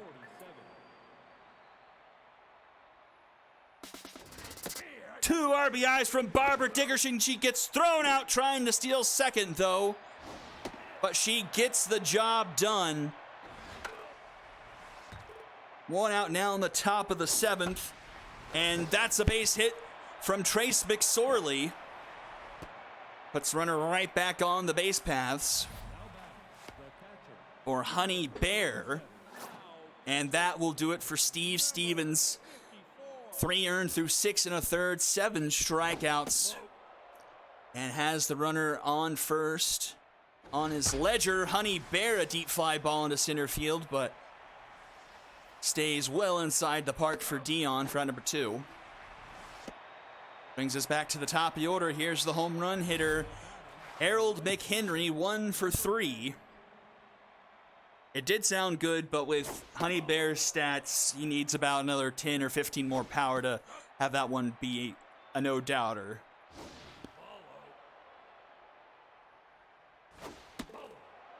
And that's a 4-pitch walk to McHenry. 2 aboard now for Sammy Ferrari, 0 for 3 on the day. Octagon finds his own there with the curveball. Runs outside there, 1-1. Fouled back, 1-2. Misses, 2-2. That one's a grounder to Billups. Billups fills it cleanly. 2 banger in time for round number 3, but 2 more runs for the Retrievers as we go to the bottom of the 7th inning. Jay Watt, Brutus Banger, and Athena Hex, the meaty part of this Gauchos lineup, potentially taking their last at-bats of the season. News Girl locked in at 86 pitches here, but a 2-0 count to Watt, who's already drawn a walk so far tonight. Inside 3-0. And that's a 4-pitch walk for Watt, and he will be aboard for Brutus Banger. Newsgirl staying in the game, still locked in, but gotta figure she is on a short leash now. 1-1 to Brutus Banger, 0 for 2 on the day. Just misses there, 2-1. 3-1. Danger abounds, and that's ball 4. 2 aboard again for the Gauchos. And here comes Athena Hex. And Newsgirl staying in the game after back-to-back walks. Dangerous times here. Ball outside. 2-1 to Hex. Hex fouls that one off, 2-2. Came in, activated for Newsgirl. Can she get an out here? Just inside, the count is full. Fouled off. Big pitch here. Strike 3 called! Athena Hex is caught looking one away. And that will do it for Newsgirl. In comes Chicken Heart Dartboard to try and get out of the jam here in the bottom of the 7th. No velocity, but a lot of junk and a lot of accuracy. Ahead in the count, 1-2 to Dolinaire Colon. Colon fouling off a few pitches here. This one's a high fly ball. It's going to stay in the park, just in front of the warning track from McHenry. He makes the catch for round number 2. Runner from second will tag and advance 90 feet to put runners at the corners for the Gauchos here with 2 away. And it's Ernie Steele with RBI man. Steele has not had a fantastic rookie season, but he could turn things around with 1 swing of the bat for his team to tie things up here in a do-or-die game for the Gauchos. He's got a 2-0 count. Oh, that one finds his own 2-1. Fouled off, 2-2. 2 on, 2 out here. Bottom of the 7th, a 3-0 lead for the Retrievers. That one misses. The count is full. Runners will go. The pitch. Swing and a miss! Chicken Hot Dartboard gets the Retrievers out of the jam, and we go to the top of the 8th. Again, the Gauchos get 2 aboard, nobody out, and they can't play to run.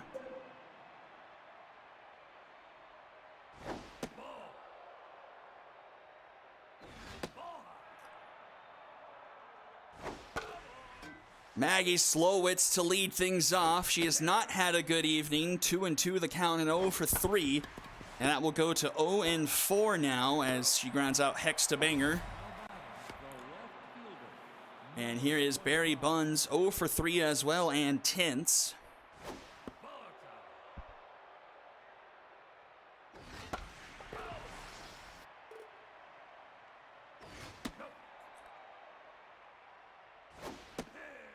Two and 2. Here's Tough out once again for Buns. Fouled back. All right, I'm back. Oh boy, did you miss some entertainment. When Swing I- and a miss! So right as you left, Barbara Dickerson singles up the middle with the infield in, plates 2 runs for Retrievers, 3-0. We go to the bottom of the 7th. Gauchos get 2 aboard with back-to-back walks from Newsgirl. She stays in to face Hex. Hex goes up to a full count, still against Newsgirl. She gets caught looking, retires her. Then they bring in a new pitcher, I forgot who it was at this point, and get 2 outs. The Gauchos once again get 2 on, nobody out, and can't play to run. Oh my gosh. And to the bottom of the 8th we go, 8, 9, and 1. Do it for the Gauchos. They're down to their final 6 outs in this one. Oh, hot dartboard. There you go. The Retrievers are arguably the team that had the worst division winners, but they have just turned it on this postseason. But dartboard gives up a leadoff walk to start off the 8th, and here comes Neon Dion. Nothing written in stone just yet. It is only a 3-run lead, just like it was in game 1. This one into left, hitting foul, and just will be foul. 0-2 the count to Dion. Oh, don't know where that missed. And that one into left, tracking out of his Buns. Buns with the sliding catch!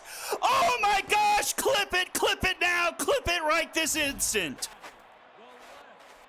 What an amazing play by Barry Buns in left field for the first out of the 8th. Grounder, Sammy Ferrari with a diving stop. Can't throw. Oh, she really should have thrown that to first. It would have been a close play. But 2 aboard now for Samir Tailwind. One swing. I guess she is faster. Oh, and it's a bomber special into left. That's going to get down. Runner's going to round third, head for home. Oh, the throw to third. Oh, but she's safe. Oh my. Oh my. And it's That was 3-1. so ballsy. Holy cow, holy cow, holy cow. Runner is going, the throw is going to be not in time. Both in scoring position now. One swing of the bat, the Gauchos could tie things up here with Jay Watt. A 2-1 count. This one will be foul, 2-2. You cannot waste this opportunity. This is your best opportunity of the game. Have to convert here. Swing and a miss! Jay Watt goes down 2 away! And here is Brutus Banger, been the offense for the Gauchos for the most part in the postseason. Can he pull off a little bit more magic for the Gauchos here in the bottom of the 8th? 1-1 the count, dartboard still in there. This one's fouled off, 1-2.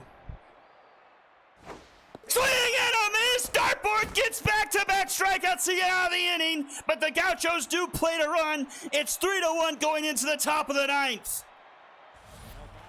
Holy cow, what a game! That catch in left is the difference. Yeah, that is the difference probably from a tie game right now, honestly. Thank you, Synthetic Life. Yep. Whitney is one of the best. High fly ball into right. This one's not going to get anywhere close to the wall. Colin will make the catch for out number 1. Whew. Whew. It's hot in here, and I'm hot, and the pressure is hot, and everything's hot. Hey, yo, that's hot. It's like 100 degrees in Oklahoma right now. Oh, that one's up the middle. Oh, diving stop by Billups, but won't make a close play at it. So a runner aboard now for the Retrievers, one away here for Trace McSorley. And that will do it for Octagon. In comes Lily Pad.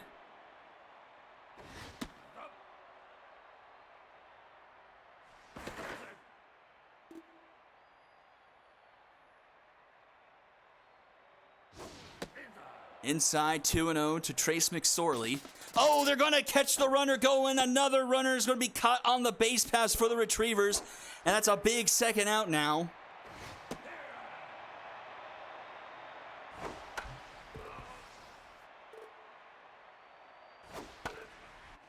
Fouled off 2-2, the count remains. And that will be a walk for McSorley. So a runner aboard now for Honey Bear. Do you think he stays in? He will stay in. No French Tater, no Yankee, no Brim. Can you, in real life, you can pinch hit in the middle of a count? Yes. IRL, if the runner somehow got to second, Honey Bear would be substituted out. And that's going to be a base hit for Honey Bear. Dickerson being caught stealing really kind of hurts now as the bases would be loaded.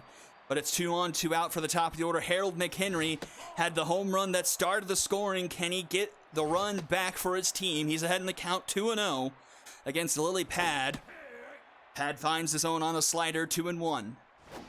Swing and a miss, 2-2. That one misses. The count is full. The bases will be going. Fouled back. We'll do it again. That was a beautiful ball to hit. That one's a grounder to Hex. Oh, Hex muffs it. The throw is still going to be in time, though. Oh. Runner not fast enough to beat out the muff by Hex, and will go to the bottom of the ninth. The Gauchos down to their final 3 outs of the season, and Hex will take up the bat. 2 to tie, 3 to win. Hot dartboard staying on to start the bottom of the ninth. First pitch called a strike.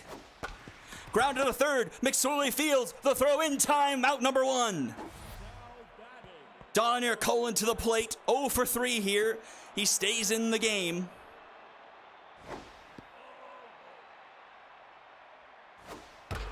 Fouled off. It's a 1-1 count.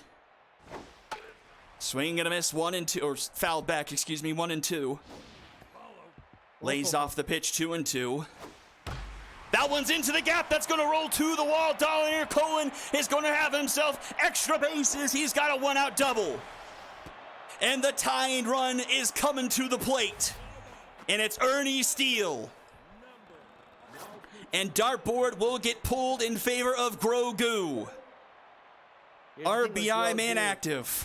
Grogu has been pretty decent as of late. He's had some flashes of but as of late, he's really been able to find his rhythm.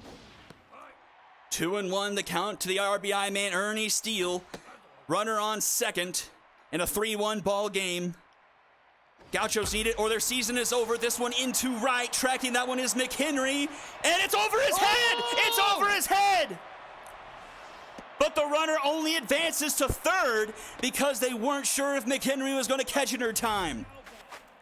Honestly, it's not the end of the world, though, because the tying run is at second there. So, to be honest, they don't lose too much with the runner not coming in. So Kiffy comes in to pinch run. He's on second now, and that represents the tying run. Billups here at the plate, the winning run. And they're pitching to her. It's a 1-2 count. Came and activated for Goo. Fouled back by Billups. Remains 1-2. Swing and a miss! Grogu gets the strikeout, and the Retrievers 1 out away from return to the Super Series. It all comes down to Neon Dion. First pitch called a strike at the bottom of the zone. Fouled off 0-2. The Gauchos down to their final strike. K-Man for Goo. Doesn't chase outside 1-2. Low 2-2. Oh, misses high. The count is full. And that's a walk. The bases will be loaded. From 0-2 to a walk drawn, Miranda Biscuit, the leadoff hitter with the bases loaded. The pressure is all the way up. The ball's on Dion to take 4 straight balls. And it's 2-0 to Biscuit now. Biscuit pops it up, tracking in. Can they get there in time? It's caught by Blanco. The Retrievers are going to the Super Series.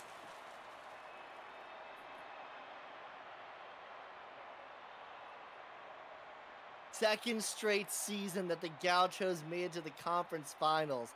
Last season, it felt like they were a season early. This season, it felt like it was gonna be their season. They had everything they needed in place, and they just started losing games out of nowhere. And then all of a sudden, to end the season, they lost 9 out of 14. The Retrievers won the worst division. And they were a team that we were wondering the entire season, we were wondering, when is this Retriever squad actually going to step up? And when they came here to the conference finals, the expectation was they're just the Gauchos last season. They got here, that's great. They're a season early. And I'll tell you what, man, there's only one thing to say, and it's they got that dog in them. They got that dog in them, and guess what? They didn't need Yankee Nobrim to get that dog in him this time. This was a full team from at the plate, pitching, defensively. These were the best, even that loss, these were the best 4 games the Retrievers have played all season. They played 21 games before this point, and the last 4 have been some of the best baseball we've seen them play. And they're going to be taking that. They're the only ones this season that have any Super Series experience. And we all wondered after Puppet, crashed and burned everything after Season 5, what are you doing? After he tanked that play-in game Season 6, what are you doing? And now here they are, the Heroics heroes, to potentially get the Heroics first Super Series team since the Lumberjacks in Season 4.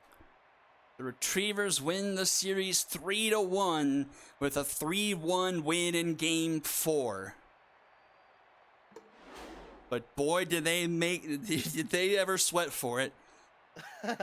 10 hits. Henry McHenry with a solo home run. 2 hits from Nunez, 3 from Blanco Jr., and Barbara Dickerson, the game-winning RBI, 2 RBI single. That was the difference in the game. Only 6 hits for the Gauchos in this one. A combined 7 hits through 2 games with their season on the line. 12 strikeouts, a sombrero from a very unlikely player in Athena Hex. 2 of the hits from Steele. Wow. The win goes to Newsgirl. No earned through 6 1/3, 4 walks, 2 hits, 8 strikeouts. Dartboard gives up 1 earned through 2, 3 hits, a walk, 3 strikeouts, and Goo. A long way to get there, but finally got the last 2 outs and the save. The loss goes to Stevens, 3 earned through 6 1/3.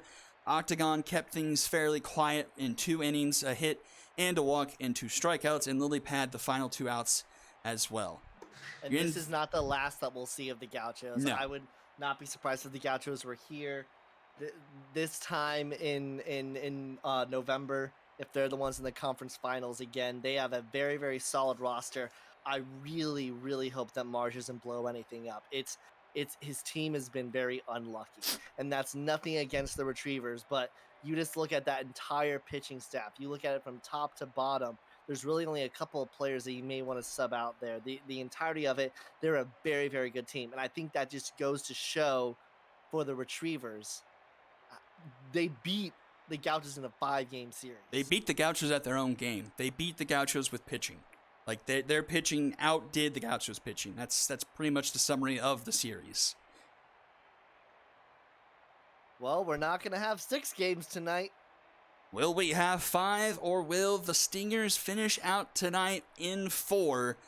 Game 4 of the Epic Conference Finals coming up right after this. Don't go anywhere. You're watching the SSBL on Twitch.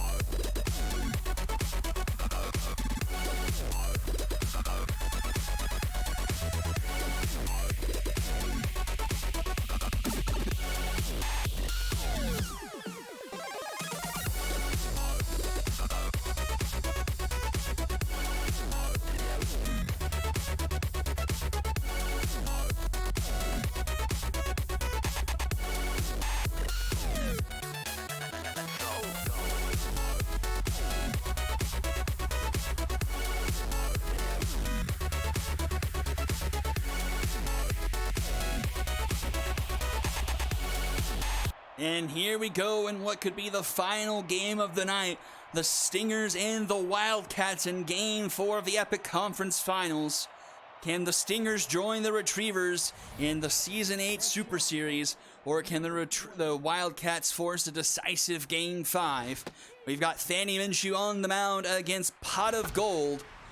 The man responsible for the 19-4 game early in the season, can he atone for his sins and deliver an epic conference championship for his Stingers? This also starts the game off with a ground out to the pitcher, one away. The designated hitter, number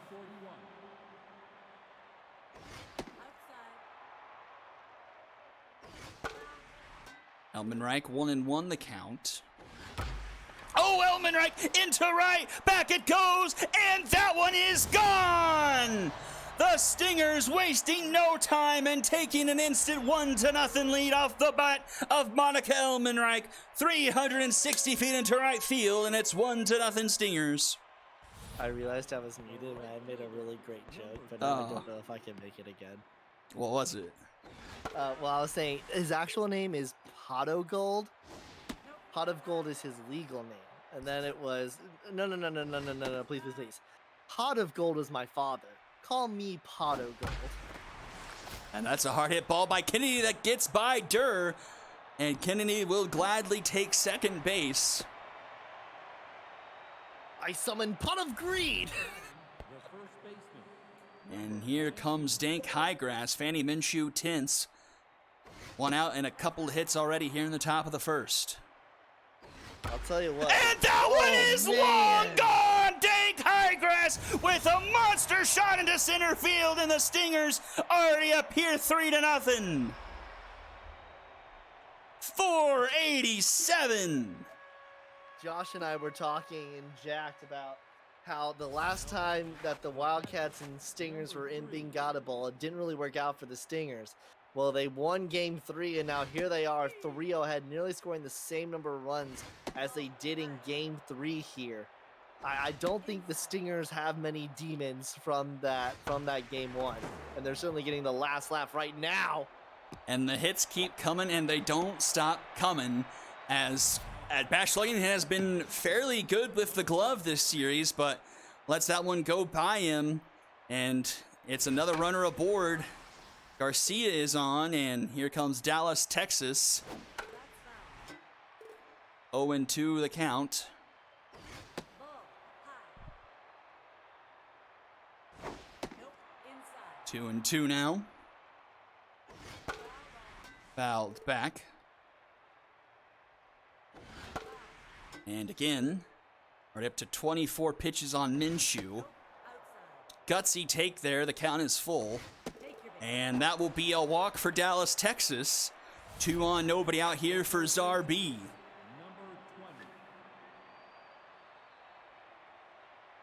20. ball. High. And Czar B breaks through. That's a base hit up the middle. Runner's going to round third, head for home. The throw is going to be not in time, and it's 4-0 Stingers. Fielder, number 12. Czar B contributing finally, offensively, I guess I should say. And Fanny Minshew is rattled.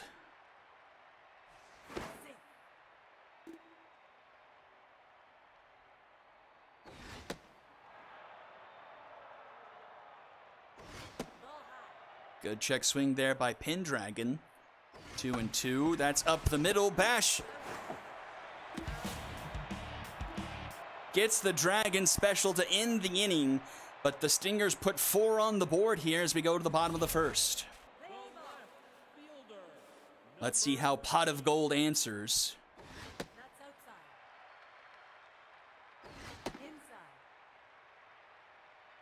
Inside. That's going to be a base hit through the 5-6 hole. Leadoff runner aboard, Longshanks with a base hit. now back, the designated hitter, number 19. Pot of Gold didn't have the greatest season in the regular season. He was facilitating as the number 1, of course, put there for matchups. So he has a chance to redeem himself here in the a potential elimination game for the Wildcats. Jackson Moore pops that one out to left, one away. Here is Whitney. Wildcats need Whitney to come alive here in this game. Has not been great at the plate. Runner is going. The throw is going to be not in time. And Longshanks is in scoring position now. Whitney grounds that one to high grass. He'll take it himself for round number 2. Longshanks advances to third and brings up Bash Sluggington with 2 outs.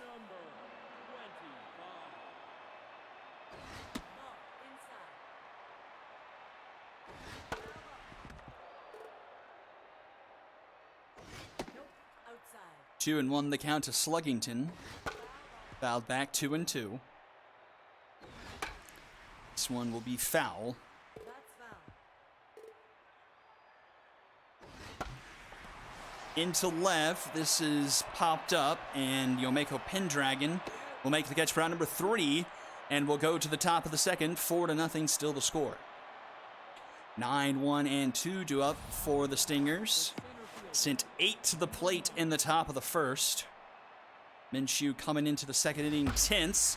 That's a rocket to Whitney, makes the snag for round number 1. Shortstop, number 20.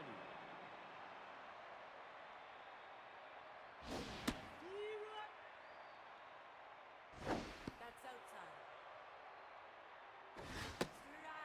outside. 1-2 to DeSalsa. Swing and a miss. Minshew with a couple of quick outs here in the top of the second, bouncing back nicely. And here is Elmenreich, who hit the home run that started things off in the first inning. That's up the middle, a diving stop by Whitney, and the throw is not in time. Elmenreich just beats it out and allows Kennedy to come back up.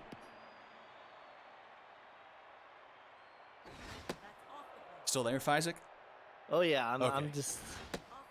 What I did is I went into the post week 12 predictions and the preseason predictions. There's only one preseason prediction that can be true. Puppet thought that the Retrievers would win the Heroic, and Puppet thought that the Retrievers would win the Super Series. None of the other 14 guesses can be right. Sandy Bash with the suck glove. That will retire the side in the top of the second. Bottom half we go. 5, 6, and 7 due up for the Wildcats. The right fielder, Worth noting that no one entering this conference finals selected either the Wildcats or the Stingers to win the Epic. Back again, this is preseason poll back in February. And then a couple of people had Gauchos, obviously, and Retrievers. Well, Puppet really believing in himself in the preseason, and again, he is the only one that can be right about a Super Series win. So if the Epic wins it, no one predicted the Super Series champion. Well, it was weird because you had the teams, that were going to be hot. And as Jimbo strikes out, the Wildcats were coming off a really bad, really unlucky season. And it was, a lot of these players played on the Jungle Kings last year, and they won. They destroyed everyone. They were undefeated last year in the minors. They won the championship. And so you knew going in that they had the players, but you just didn't know in the majors how it was going to mesh. So Wildcats were kind of an unknown, especially coming off the prior season. And the Stingers largely remained the same. They've made some acquisitions. Elmenreich, Princess Leia, Sawamura, but offensively, it's been mainly the same apart from Jackson Moore, who they shipped out. And honestly, their offense somehow got better, I feel. Somehow. That's something I just now dawned on. We have the Jackson Moore trade coming to fruition here in the Epic Conference Finals. Ball high. Foul ball. 2 gone here in the top of the third, and here is Dallas, Texas. I posted it in SSBL chat if people wanted to look at the Week 12 and the predictions. That'll be a 1-2-3 inning for Minshew, who's calmed down nicely from that first inning debacle. Bottom third, we go 8, 9, and 1 due up. Tell you what, Stinger's offense is giving Pot of Gold exactly what he would have loved to have to start this out. Like, you don't have to worry about if your team is going to be able to put up the runs. They've given you a lead. The pressure is off of you. You just need to do your job. Grounded a high grass, flipped to Gold, and he covers in time and gets a mojo boost. He'll be locked in now, facing Someday.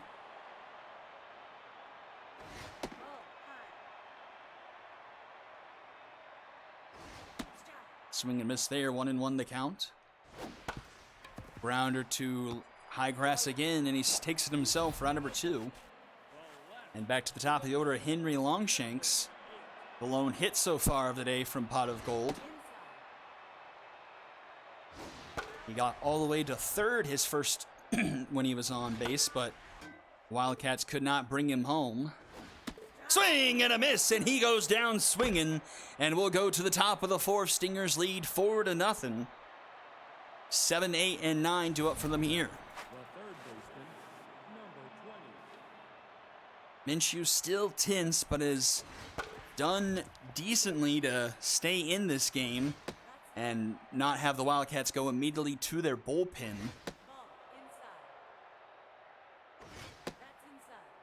3-1 to Czar B. And B will draw a walk. So leadoff runner aboard. Here's Yomeko Pendragon.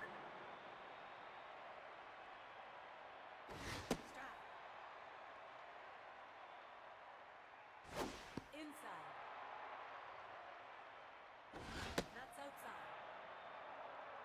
2-1. Fouled back. It'll be 2-2 now.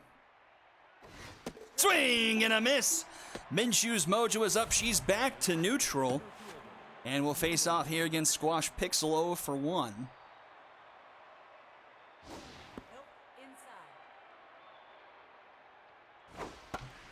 Pixel into right. This has Bomber Special written on it. And that falls in between Durr and Bash. And Pixel is aboard. 2 on, only 1 out now for Ace to Salsa. Top of the order now. Back down to 10s for Minshew.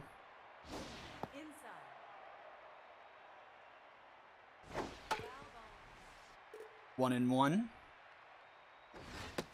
Swing and a miss, 1-2.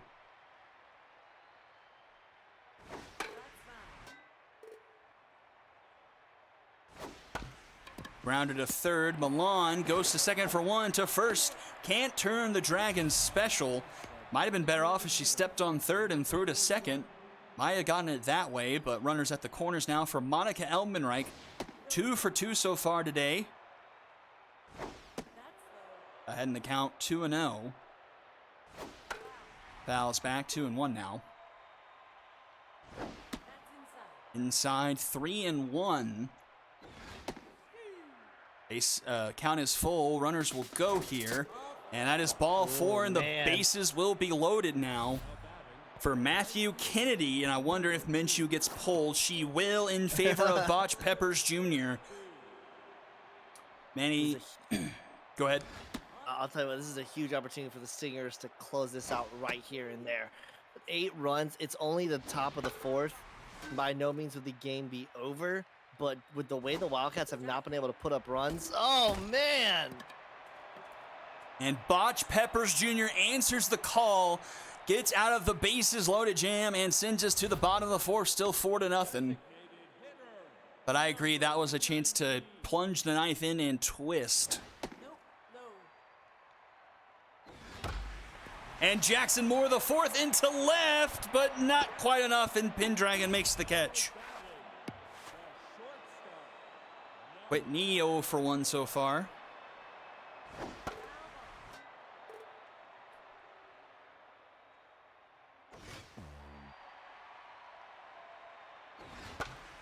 Popped up into left field, barely, and caught by DeSalsa for round number 2.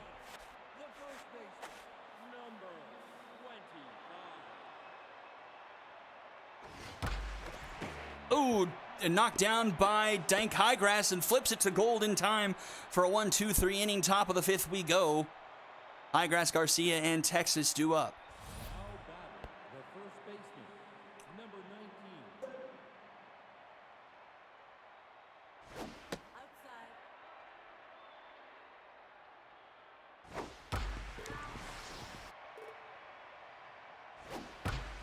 This one into right, but Durr is there to make the catch round number 1. Now batting, the catcher, number 3.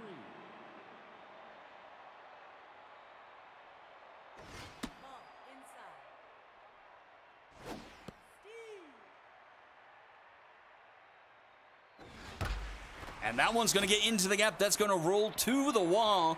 Penelope Garcia is going to have herself extra bases.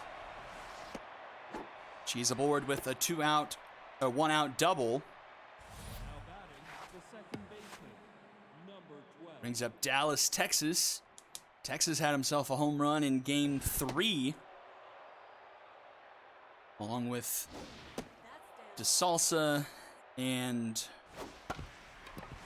Who hit the other home run in that game? Fizek. Which one? In the first Stingers Wildcats game, it was Texas, it was DeSalsa. I'm trying to think who hit the 3rd home run. It was. Let me look it up.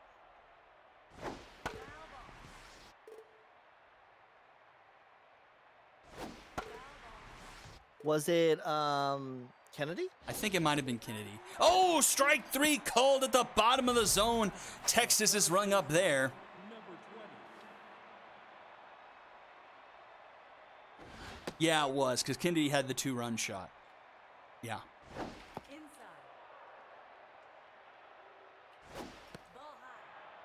2-1 to Zarbi. RBI single and a walk so far on the day. 2-2 the count.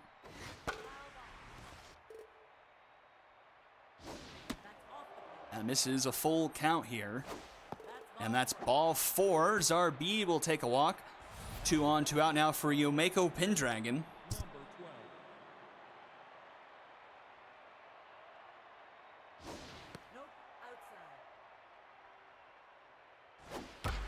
Oh, Pendragon just ropes one, but foul.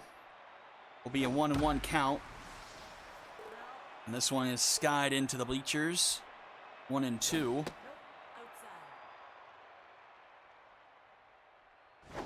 Swing and a miss. Botch Peppers Jr. strands another pair. And we'll go to the bottom of the 5th, still 4-0. Durr, Jimbo, and Bash due up. I mean, I'll tell you what, the Wildcats have 5 full innings of batting ahead of them, but they need to start making a dent now if they want a chance to get back into this game and to get back into this series. Be hard to do. Pot of Gold locked in here and gets the strike out of Durr, 1 away.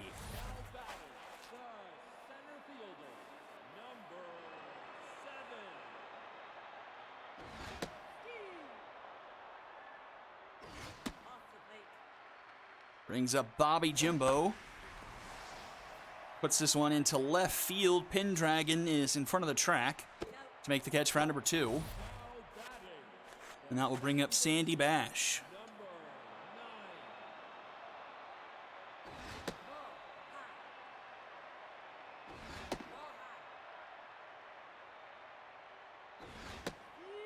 Two and 1. Fouled back. 2-2 now.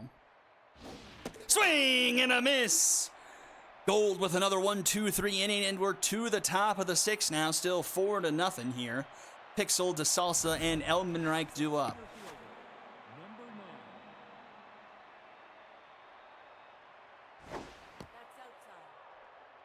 Peppers Jr. has gotten the Wildcats out of a couple sticky situations, keeping it 4-0. But the pitch count is high, already up to 30-plus pitches, as this one's a fly out into left center for round number 1. Brings us back to the top of the order. Ace DeSalsa.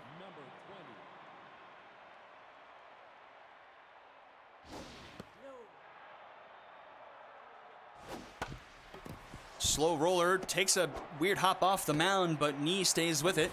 and throws it to first in time for out number 2. And here's Monica Elmenreich. Ball outside. Ball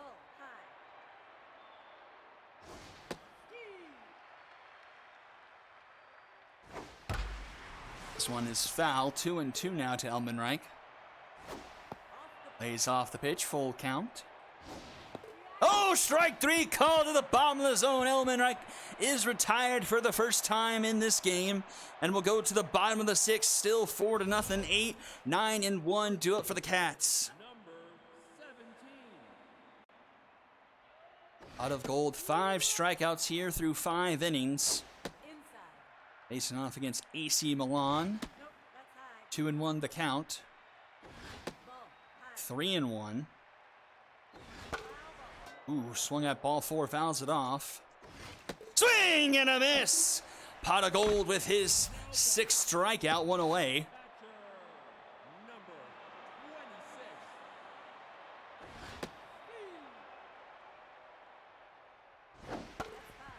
26. It's an 0-2 count now to Someday. She has not had a great series aside from that game 1. You know, she was a focal point in the Wildcats beating the Unicorns, and you know, she gets a single there, but the bottom of the order really just hasn't been producing the way the Wildcats kind of need them to. But to be fair, not only is the bottom of the order not producing, no part of the order is producing right now. Day gets the 2nd hit off of Gold so far and sends us back to the top of the order where Henry Longshanks has the other one and is at the plate now. He throws this one into right, but Kennedy is there to make the catch for round number 2. And that will bring up Jackson Moore, the 4th. Now batting, the designated hitter, number 19. That's inside. That's grounded to short. DeSalsa is there. The throw is in time. And we'll go to the top of the 7th now. Still 4-0 here. Do you know how many runs the Wildcats have scored in the past 24 innings? Probably 0. 3. Do you know how many they've scored in the past 15? That's 0. Now batting, the first baseman, number 19. Abel Mars comes in now. Ball high.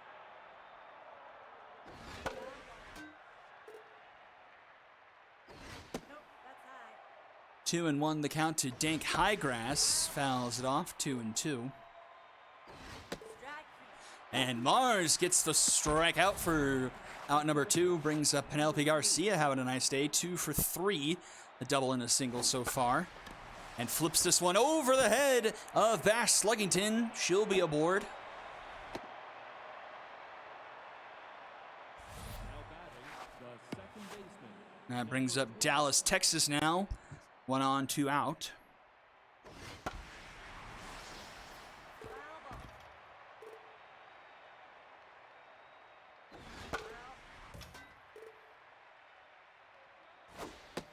down.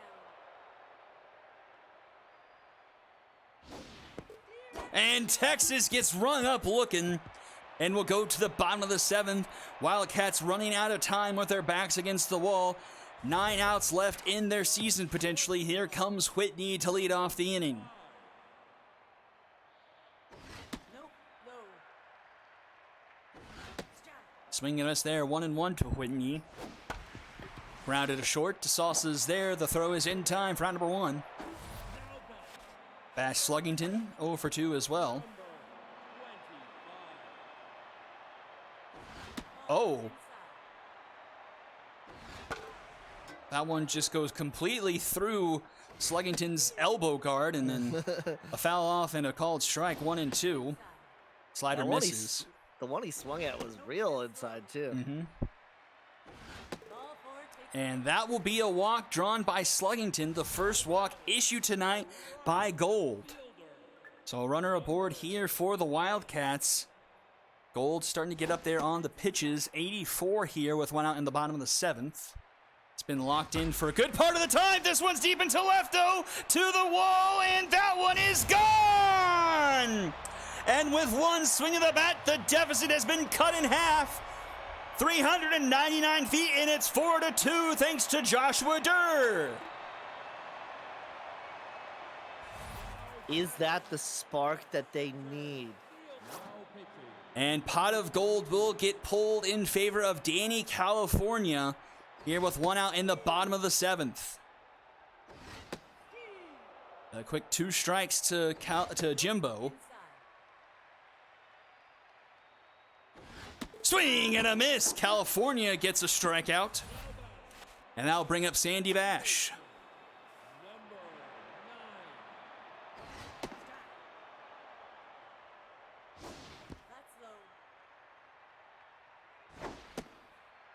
Two and one to Bash. Swing and a miss there, 2-2. Just misses there. The count is full. A grounder to short. DeSalsa ranges over. The throw is just in the nick of time for out number 3.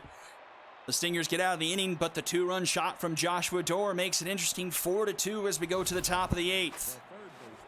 7, 8, and 9 due up for the Stingers, going against Abel Mars here, who's allowed to hit through an inning of relief, 2 strikeouts. Oh, Mars knocks it down, and that saves a base hit, as that was probably heading right back up the middle. So a good play by Mars there to get out number 1.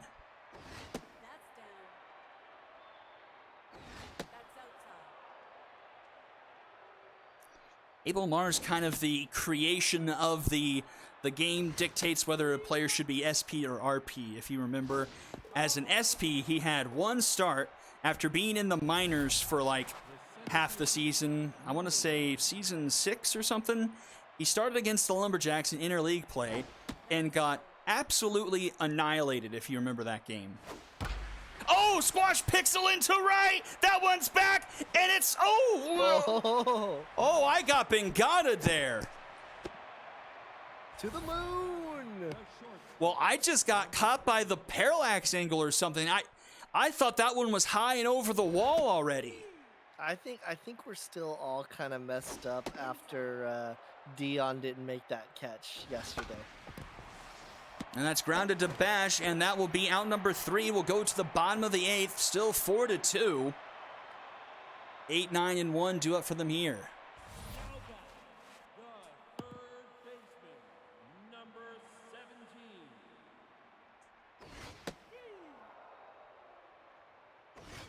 17. Man, I really thought that one was gone, or at least off the wall. Like, that angle absolutely messed with my eyes. 2-2 to AC Milan. And she strikes out looking, 1 away. The catcher, number 20. Someday. I'll be living in a big old city. Is that a Taylor Swift song? Yes. Okay. And it's a 3-0 count today. She fouls off the next pitch, 3-1 from California. Swings through that one, the count is full. But lays off the next pitch above the eyes, and Day will be aboard, and it's 1 swing baseball. Despite all things here so far in this one, 1 out in the bottom of the 8th, top of the order, Henry Longshanks. Oh my. 2-0. Ozar B with a fantastic catch, climbing the ladder for out number 2. And here is Jackson Moore, the 4th.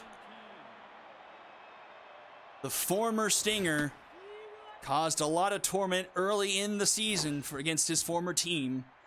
And a 2-run deficit here in what could be the final game of the conference finals. 2-1 the count with a runner on.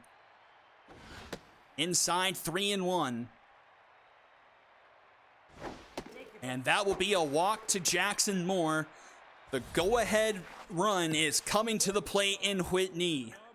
2 on, 2 out, bottom of the 8th in a 4-2 ball game. Whitney, first pitch swinging, fouls it back. Nee 0 for 3 on the day. Has not had a remarkable series at the plate. Fouls that one off, 1-2 the count. That one's outside, 2-2. Grounded to short, DeSalsa's there. The throw is in time, and we'll head to the top of the 9th. Stingers looking for a bit of insurance here. Monica Elmenreich, Matthew Kennedy, and Dank Highgrass due up here. All of them doing damage in that first inning. Elmenreich 2 for 3 on the night. Starts off 1-1 here against Mars. Hits this one over the head into the corner. That's going to be off the wall. She's trying for 2. She was successful the other night and will do it again.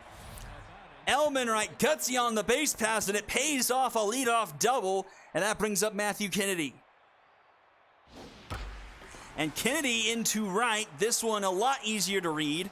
It's been caught in front of the track by Durr for round number 1, but allows Elmenreich to tag up and be 90 feet away. With only 1 out here in the top of the 9th to bring up Dank Highgrass.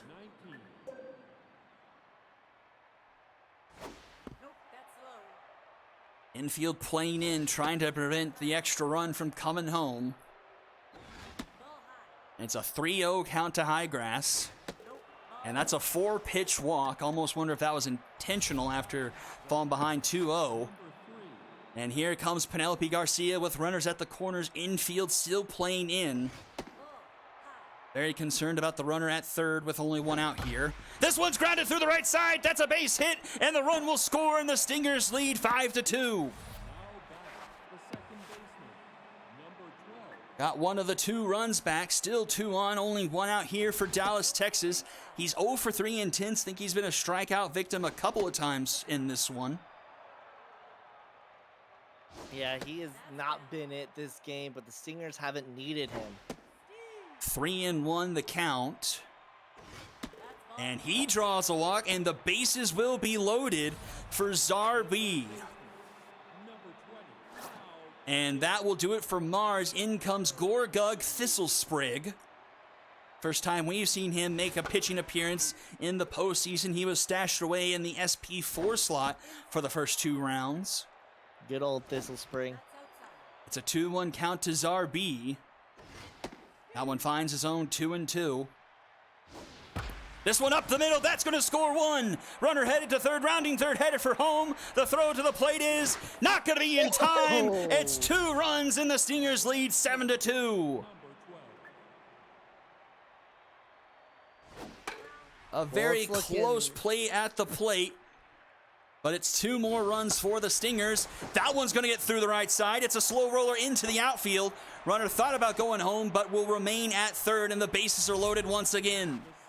Well, it's looking like the Stingers organization, an organization that has had so much despair as a part of them, didn't have a winning season until last season, are looking right to head to the Super Series in just their 2nd winning season in franchise history.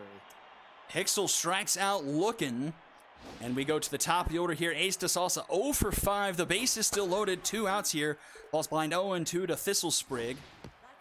The curveball in the dirt, 1-2. Swings and misses. The ball gets away from the batter, but she throws it to first just in time for out number 3. But the Stingers plate 3 runs, make it a 5-run lead going into the bottom of the 9th. The last 3 outs for the Wildcats here to Bash Sluggington to lead things off. California on the mound. And you have to feel for Thistlespring. He was in an unwinnable situation, and now the Wildcats only have 2 outs between the end of their season. They came in as a 6th seed. They had some incredible wins, beating the Bombers, beating the Unicorns, but it's looking like the engine is starting to run out of steam here in Game 4. 2-1 the count. This one, oh, it gets inside the line. That's going to roll into the corner. That's going to be extra bases as Kennedy couldn't quite pick it up. Runner's going to be on second now for RBI man Bobby Jimbo. 0 for 3 in this one, and California is done. In comes Dixie Norms.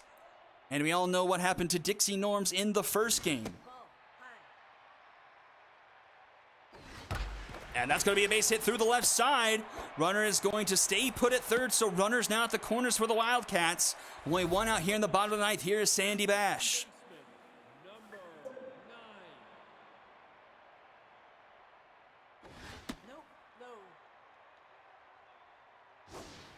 Swing and miss there. 1-1 the count from Norms to Bash. Bash 0 for 3. Hard hit ball, but foul. 1-2 the count. Swing and a miss. Norms gets the strikeout, and the Stingers 1 out away from the Super Series. And it's all up to AC Milan for the Wildcats. Swing and a miss there, 0-1. That's up the middle. That's a base hit. And a run will score, makes it 7-3. Runners headed for third will be there in time. Don't go anywhere. The game's not over yet. 7-3 now. Runners still at the corners now for some day. Grounded to third. Zarbi fields it. The throw to first in time. The Stingers have won the Epic Conference. It has been a long journey for the Stingers. I mean, Squared took over this team back in season 4, and since then he's endured 2-12 season, 4-10 season, 4-10 season. Finally had a winning season last season, 9-6. Got bounced in the first round. The Stingers had never even won a postseason series entering this season. Well, they've just won 3 straight, and get this, Whitney, Puppet and Squared both 7-1 this 7-1. postseason, and also get this, the #1 overall manager with a postseason winning record with a .762 is Puppet at 16-5. Number 2 at .727. It's Squared at 8-3. The 2 winningest managers in postseason history are facing off each other in a Super Series. We're guaranteed an 8th straight new winner of a Super Series. Will the Epic win their 4th straight Super Series? Or will it end up being the Heroic finally getting their first Super Series since the Lumberjacks? I mean, these 2 teams have just absolutely persisted. And for the Stingers, I'll tell you what, a lot of people wrote them off at the beginning of the season when they lost.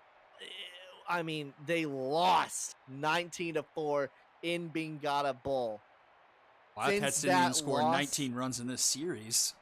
Since that loss, the Stingers are 19-4. And oh my gosh, they lost 19-4. And since that loss, they are 19-4. And they got it done winning 2 straight at Bingata Bowl. How about that? How about those apples? Wow. That's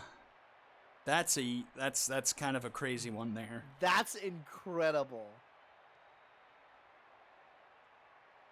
7-3, the final score here.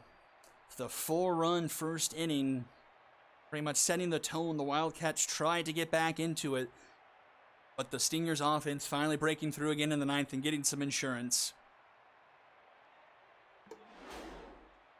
Elman Reich 3 for 4 with a home run. Penelope Garcia 4 for 5. It's RB 2 for 3 here. His best offensive day of the game. Whitney, I think had 1 hit in the entire series. That's a tough sight to see there. Jackson Moore also going 0 for 3. Longshanks 1 for 4. Durr 2 for 4. Had the 2-run home run that got things going, but not enough. And Pot of Gold, you talk about redemption. 19-4. Well, this man redeems himself here. 2 earned through 6 1/3, 6 strikeouts, 1 walk, 3 hits. California does well, and Norms closes the door. Loss goes to Minshew. Got roughed up in that first inning, and it didn't really matter. Mars gives up 3 in 2 1/3. And Annika Elmenreich is your MVP, followed by Joshua Durr and Czar B. Well, that's going to do it. Our Super Series is set. It's the Retrievers and the Stingers, and that will be coming at you next week. Any final remarks, Isaac? Man, this postseason has been great. Honestly, I feel like last season, season 7, the postseason was okay. The season 6 postseason was absolutely incredible, and I feel like we've gotten that sort of season 6 postseason this season. we have two teams. One, the Stingers, that they have been spent so much time rebuilding, and this is a well-deserved berth for them. And the Retrievers, a team that we are constantly asking, when are they going to show up? And they finally do, and they do it when it matters. They defeat the Overdrafts, they defeat the Dragons, they defeat the Gauchos.